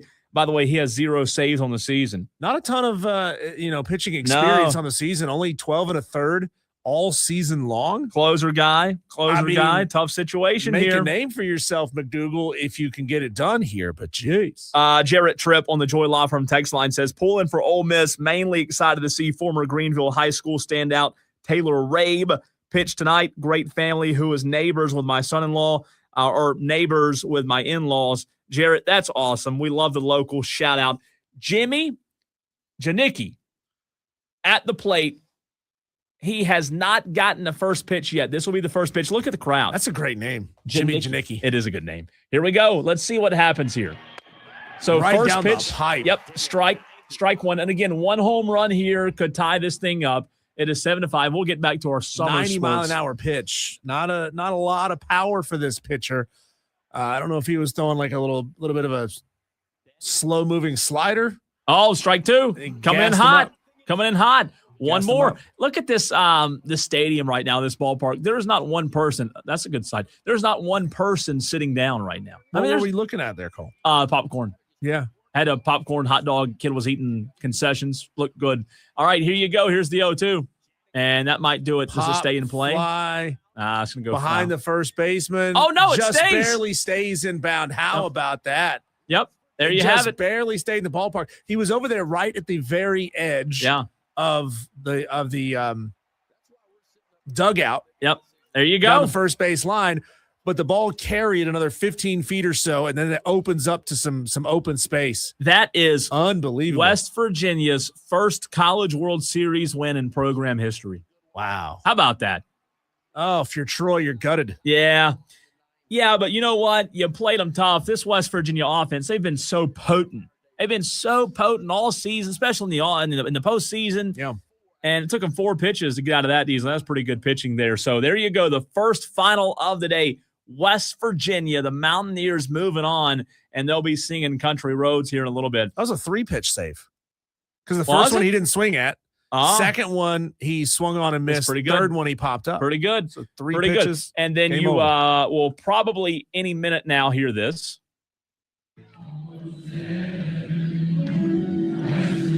This is from last game, by the way.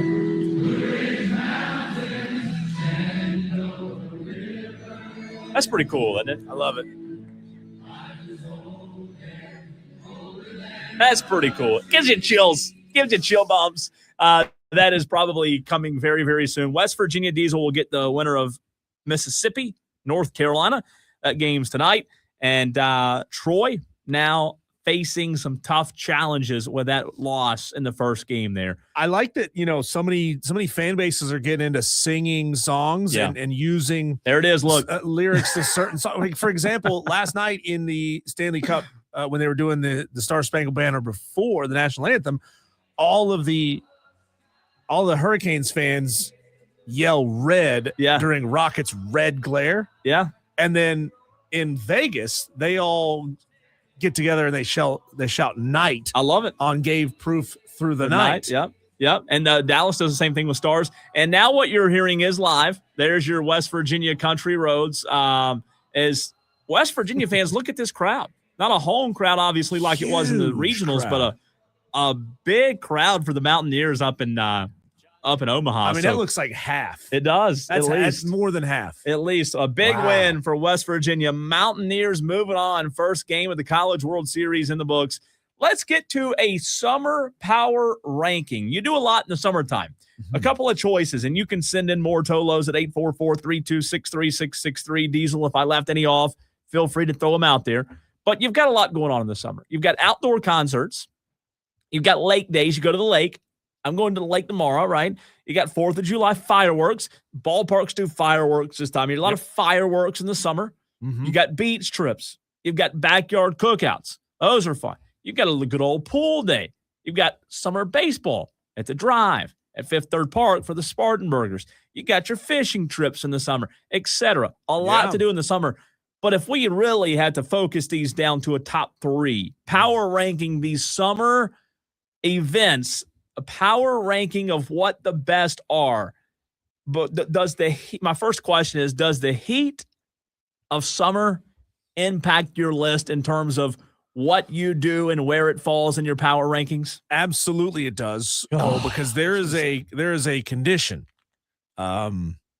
happens from the waist down, usually in the backside. Yeah, I know where this is going. I don't love, so I try to avoid it whenever possible. Yeah. Right. It's like when you go fishing and you catch a swamp bass. Mhm. It's what Close it's like. to it. So there's a lot of things that I will not do outside if the weather is over 95 degrees. 95. Like it's just not fun to be out there 90 degrees. If the humidity is low, yeah, love it. But hot and humid, Hot. I don't hot. enjoy it. So I'd rather go do things that keep me cool, like pool days. Now I'm lucky that in our neighborhood we have a pool and it's like 5 houses down from us. Yeah, that's nice. So I go there all the time. I am kind of the same way. I like the heat. I do like being able, though, to be able to get in the water. So if it's hot, I'm good with it as long as I can get in the water. I'm going to throw you a curveball, though. The beach isn't up there for me. The beach isn't in my top 3. I'm with you. The sand, the heat, it just the beach is great when you're there with like buddies. Yeah. And like you're playing paddleball and you're jumping in the water or you're playing volleyball or whatever. That's fun. Sitting on the beach sucks. I just don't like, I don't mind like sitting in the heat. I don't like the sand. That's the biggest thing for me. You also always have to consider when was the last time there was a shark attack on this beach? Because it can literally happen at any time. And now you're going out in the beach. When I was a kid, I never thought about sharks in the ocean. No. You didn't think about that. But the odds are there. So now you're going to be like, well, if I'm sitting here, I'm sandy and I'm sweaty. If I go out there, I'm potential dead. Yeah, exactly. One thing I hate about the beach or like some lake days, depending on who you're with, we work during the week. And some weeks are longer than others. I mean, getting home late, doing this, doing that.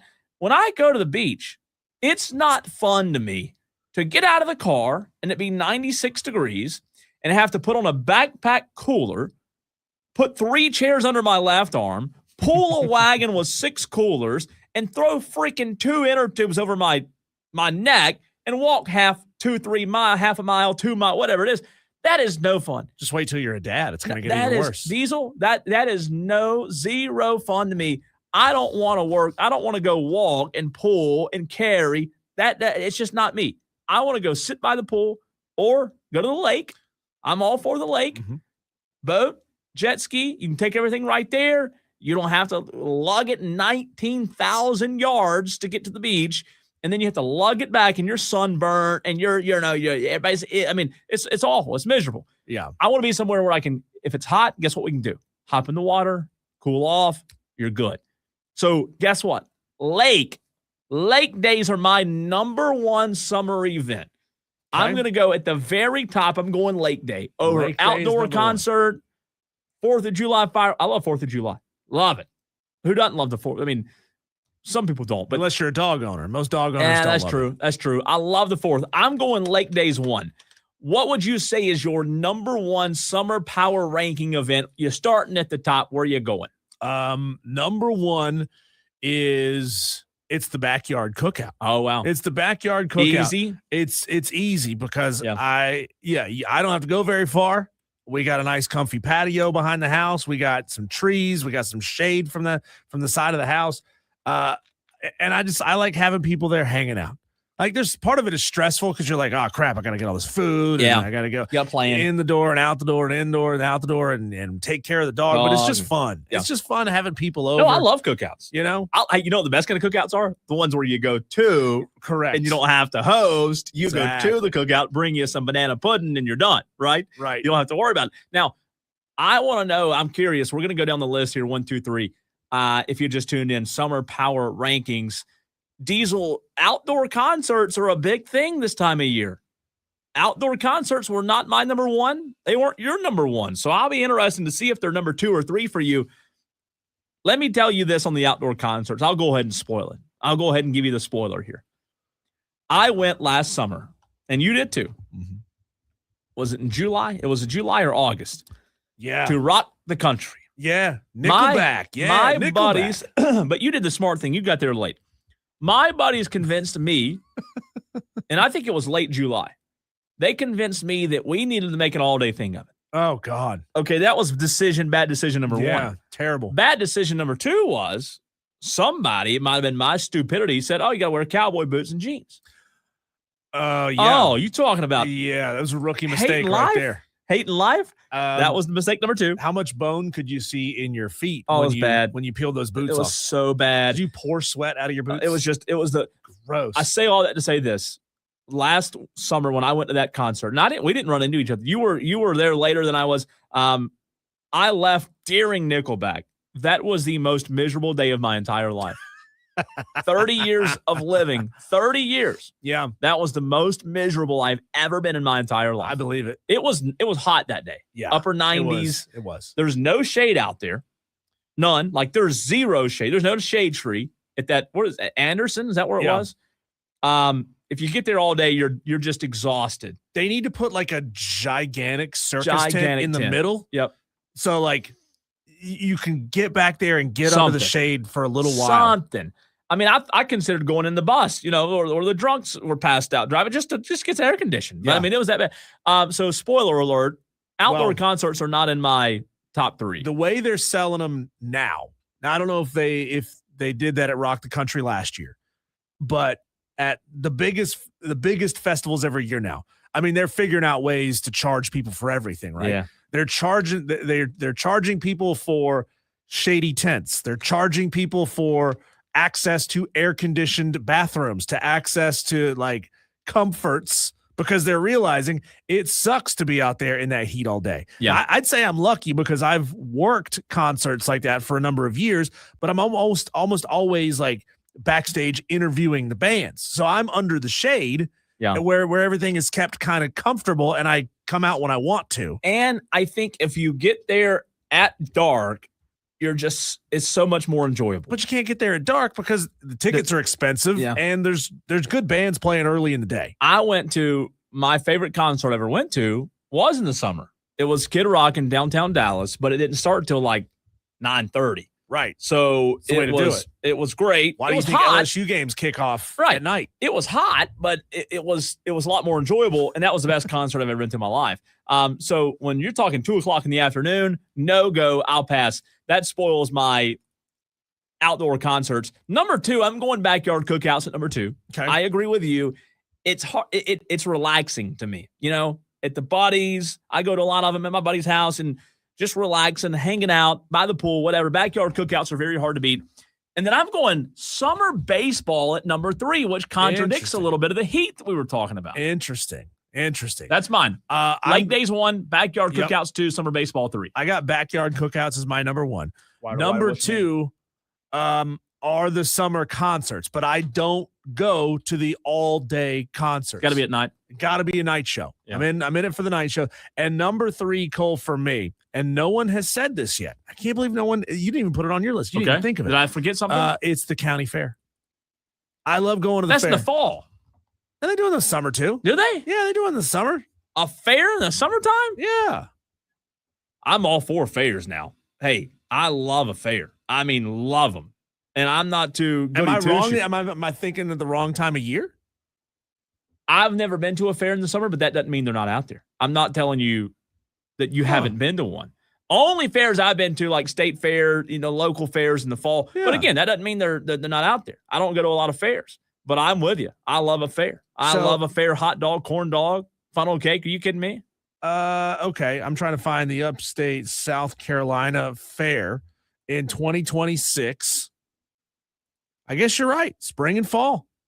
Wow. You were just a little early. Well, October. It's still hot in October. Still hot. I know October is technicely the fall. Yeah, it's still hot though. But it's still really, really hot. So it feels like summertime. No, I love a fair. Do I have to cross that one? Yeah, you have to cross it out. Cross it out.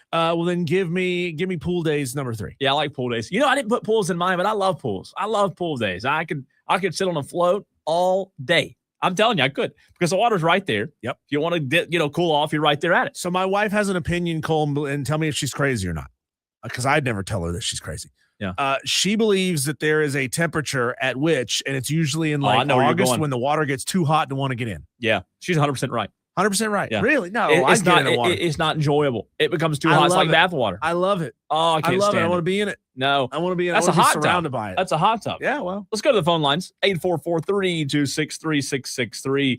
Cocky for a reason. Where do you stand on our list, our power rankings of summer events, Cocky?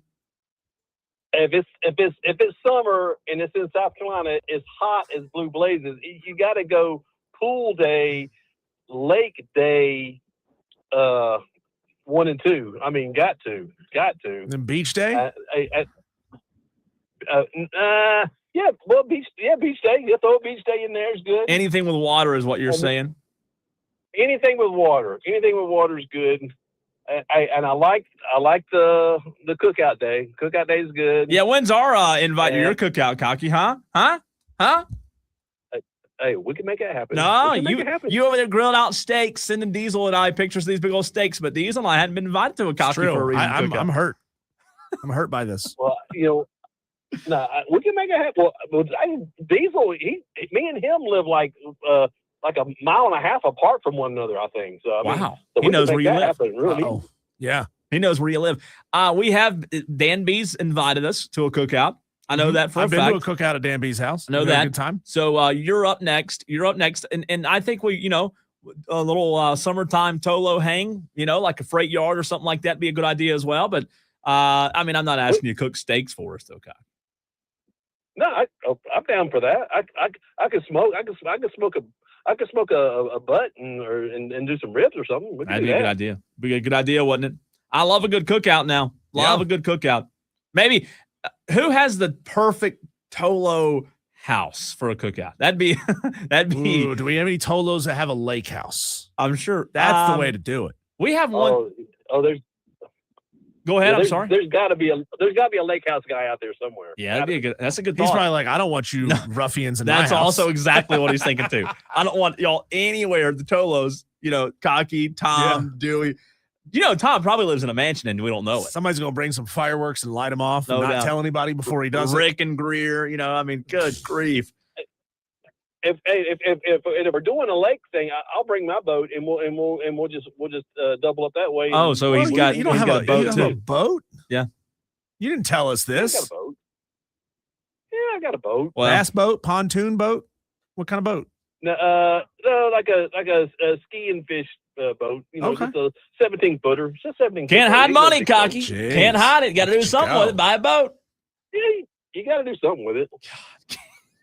Cocky, thanks for the call, man. Thanks, bud. 844-326-3663. Yeah, you're probably right. Everybody, Cocky Jake 87 says beach days are the best days. And I know like a lot of people love the beach. So a lot of people would on their summer event power ranking would go beach 1. A lot of women, I think, would. My wife will do the down and back in a day, and that's awful. See, I've done that. I don't want to do that at all. That's more time in the car, way more time in the car. 6 than hours. You spend. Yeah, it sucks. I've done that a lot. Charleston, sometimes depending on the traffic, you can get 2 hours, 45 minutes, depending on who's driving. The way you drive. Yeah. Yeah. By the way, my court case is next week for my latest incident. Have you taken the class? I have not. I've got 6 days. What? Of course you'd wait till the last 6 days. Yep, 6 days. I've got to do that. Might start that this weekend. You're going out to a bar tonight when you should be going home. I'm working tonight. Thank you. I am working for Big Buck Country tonight. Okay, I told my wife a lot too. I might start that course this weekend. I need to get on that. I really do. I need to. Let's see here on the Joy Law Firm text line. Darth. Oh, here we go. This is dangerous. Darth Chosen gets in and says, I have a mountain house in Tuskegee, North Carolina. Hey. Can you imagine the Tolos? A Tolo weekend in a mountain house. A Tolo caravan. Oh, my God. To Tuskegee, North Carolina. Where is Darth Tuskegee? Chosen. Yeah, I'm going to look that up. Where is that? Help us out. How far is that from here? Say it one more time. And we'll see. Tuskegee maps, Tuskegee, North Carolina. Directions from us. I've heard of Tuskegee. I just don't. Oh, wait. I've been there. There's a college there. Isn't there a college in Tuskegee? Darth Chosen, correct me if I'm wrong there. I think I've been there for I think that, hey, while you're doing that, let's go back to the phone lines. Raphael wants to weigh in. What's up, Raphael? Hey, how you guys doing? Good, man. How are you? Hey, Ralph. Doing well. You guys watching the World Cup? We watched it yesterday. Yeah, we watched some. Mexico. And who did they play yesterday? Was it South Africa? South Africa. Is that right? We watched that yesterday. One of our Tolos, Raphael Steven, called in yesterday and was giving us a skinny on the USA game tonight. He asked me a minute ago on the stream if I was going to watch. Here's what I'll tell you, Raphael. Like Diesel said, I have a work event tonight in downtown Greenville for another radio station. If it's on TV, I will watch it. I will watch it if it's on TV. So you're saying you're willing to stand in a room with soccer on TV, and that's as far as you're willing to go? I said I'll watch. No, you won't. Looking at it occasionally while wishing football was on is not watching soccer. Are you a soccer guy, Raphael? Football. That is football, first of all. All right? Football. You guys took that from us. That is ours. What do you mean from us? What do you mean from us? Soccer fans? Brazilians specifically. Oh, I like that. Okay. Brazilian. Brazilian, that's right. Who's your, are you like a soccer guru? What'd you say, Raphael? No, I once every 4 years I'm a fan. Other than that, I can take it or leave it. Every 4 years, I'm a pretty big fan. Okay, win the World Cup, right? So Raphael, what do you think about all these, I'm seeing these flood of videos of people saying, like, as Europeans are coming to America to watch games, they keep posting these videos of, like, Europeans cannot comprehend American culture. Like, the European mind can't handle American culture. Good. That's what I think about it. Good, he says. Good. So us Brazilians have evolved for this heat, and we played soccer. So it's a competitive advantage. Yeah. Oh yeah, we're gonna win. Okay. The whole thing.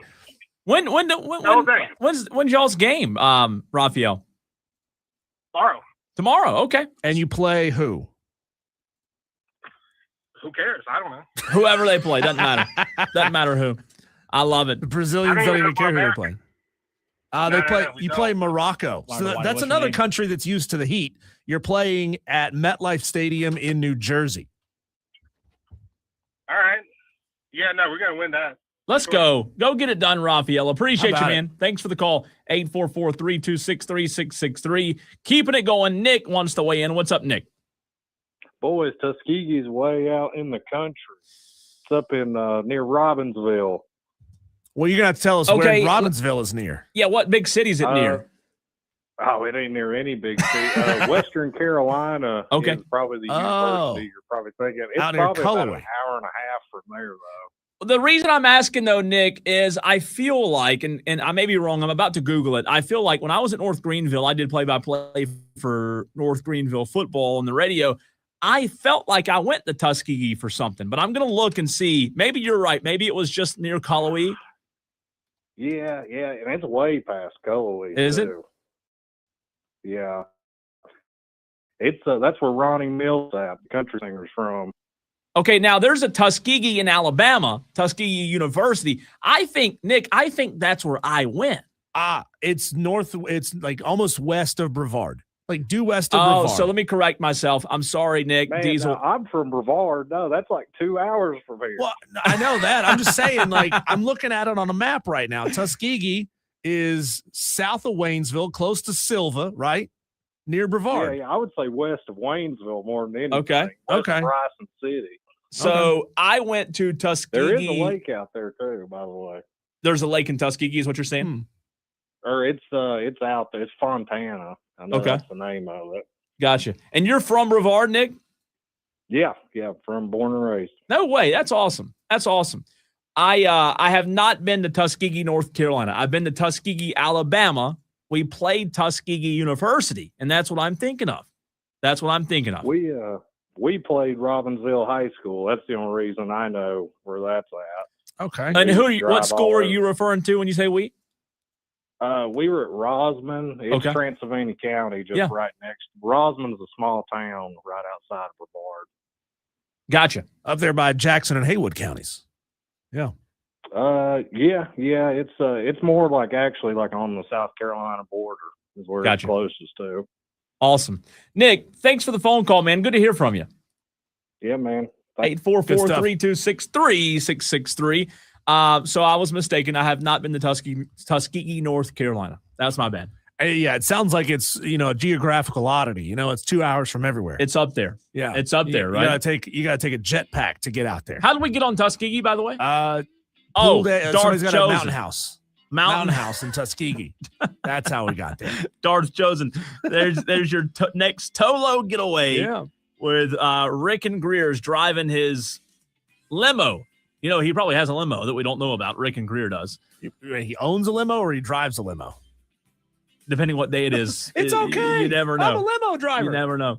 Never know. When we come back, Cole, let's take a quick look, and we're only going to have about 8 or 9 minutes tops, to talk about this upcoming USA-Paraguay match in the World Cup coming up in here just a couple hours, Cole, about 3.5 hours from right now. What does Team USA have to do to beat Paraguay? That's next.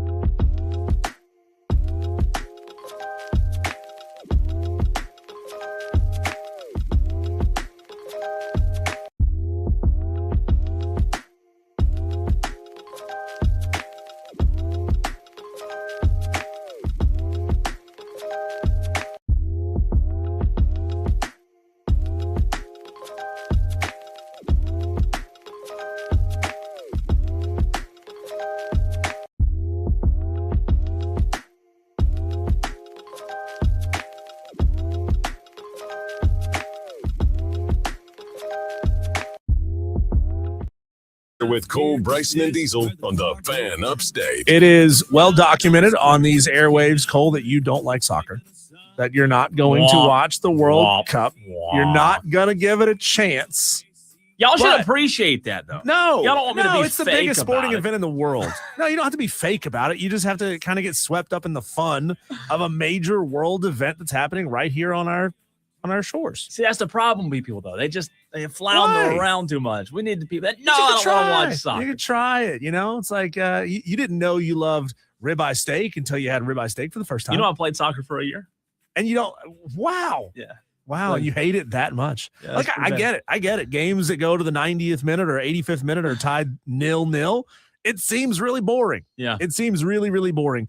But for those who understand the game, and I am not one of them. There's like a game within a game if you're not sure of what to look out for. But I'm going to help you with that, Cole. Yeah. I'm going to help you with that, okay? So, again, USA versus Paraguay tonight, 9 o'clock on Fox. Reminder, everyone plays everyone in the group stage. You get 3 points for a win, 1 point for a draw, 0 points for a loss.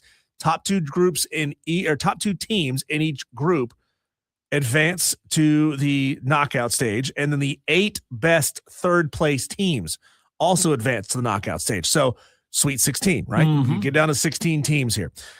Tonight, what you're going to see tonight, Paraguay likes to play this sort of phalanx style of defense. What style? A wedge shape. Yeah. You ever watch the movie 300 with the Spartans? They have a phalanx. It's a wedge shaped military formation. So that's what they're going to do. They're going to form sort of a wedge shape. Basically, they're going to overload the middle part of the field, try to push USA's attack out to the edges, and then not really give them a good chance to score. Okay. And so if USA is going to be successful tonight, they're going to have to figure out how to break that phalanx. They're going to have to figure out how to get the ball in the attack inside to the middle of the field, because obviously out there by the edges, you can take shots, but that's a long way for that ball to travel, and it's very unlikely that you're going to make goals from out Probably going to have to, with me, my soccer expertise, probably have to set some picks, set some screens, right? You do that in soccer or no?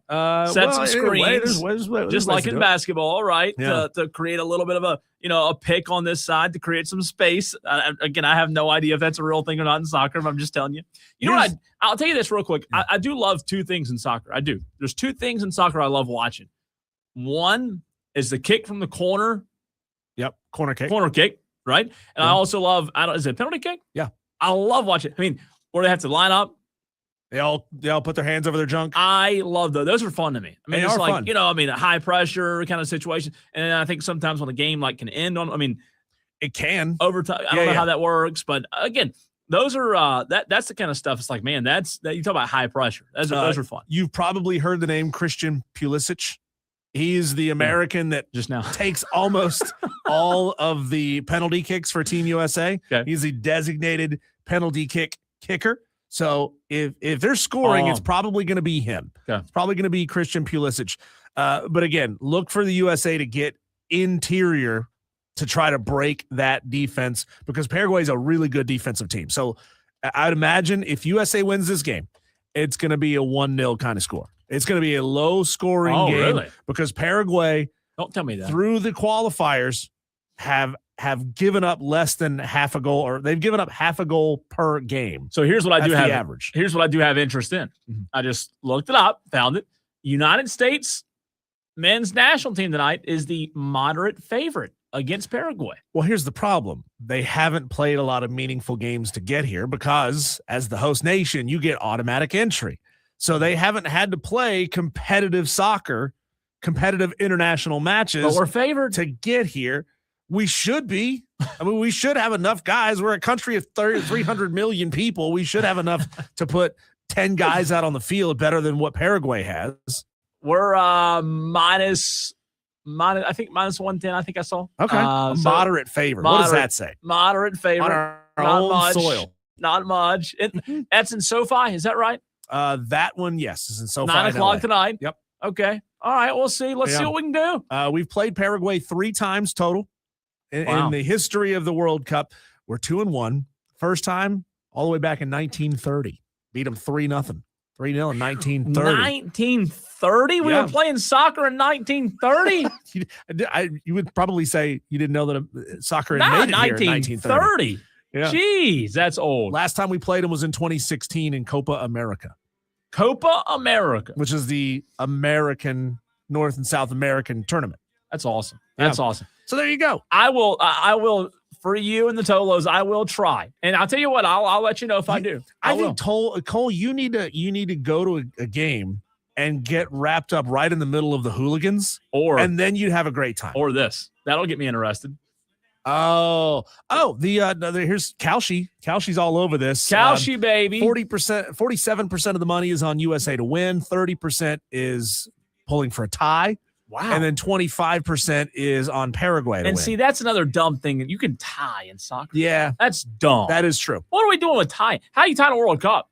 I mean, that's the World Cup. I think once you get into the knockout phase or into the quarterfinals, I think they don't do ties anymore. You got to win the game, obviously. Well, it is what it is, right? I've got to run, Diesel. I'm sorry. I have to dip on you early today. Okay. I have to go to downtown Greenville for our country station, so I am dipping. And if any Tolos are at City Tavern tonight, you want Morgan Wallen tickets, I'll be there.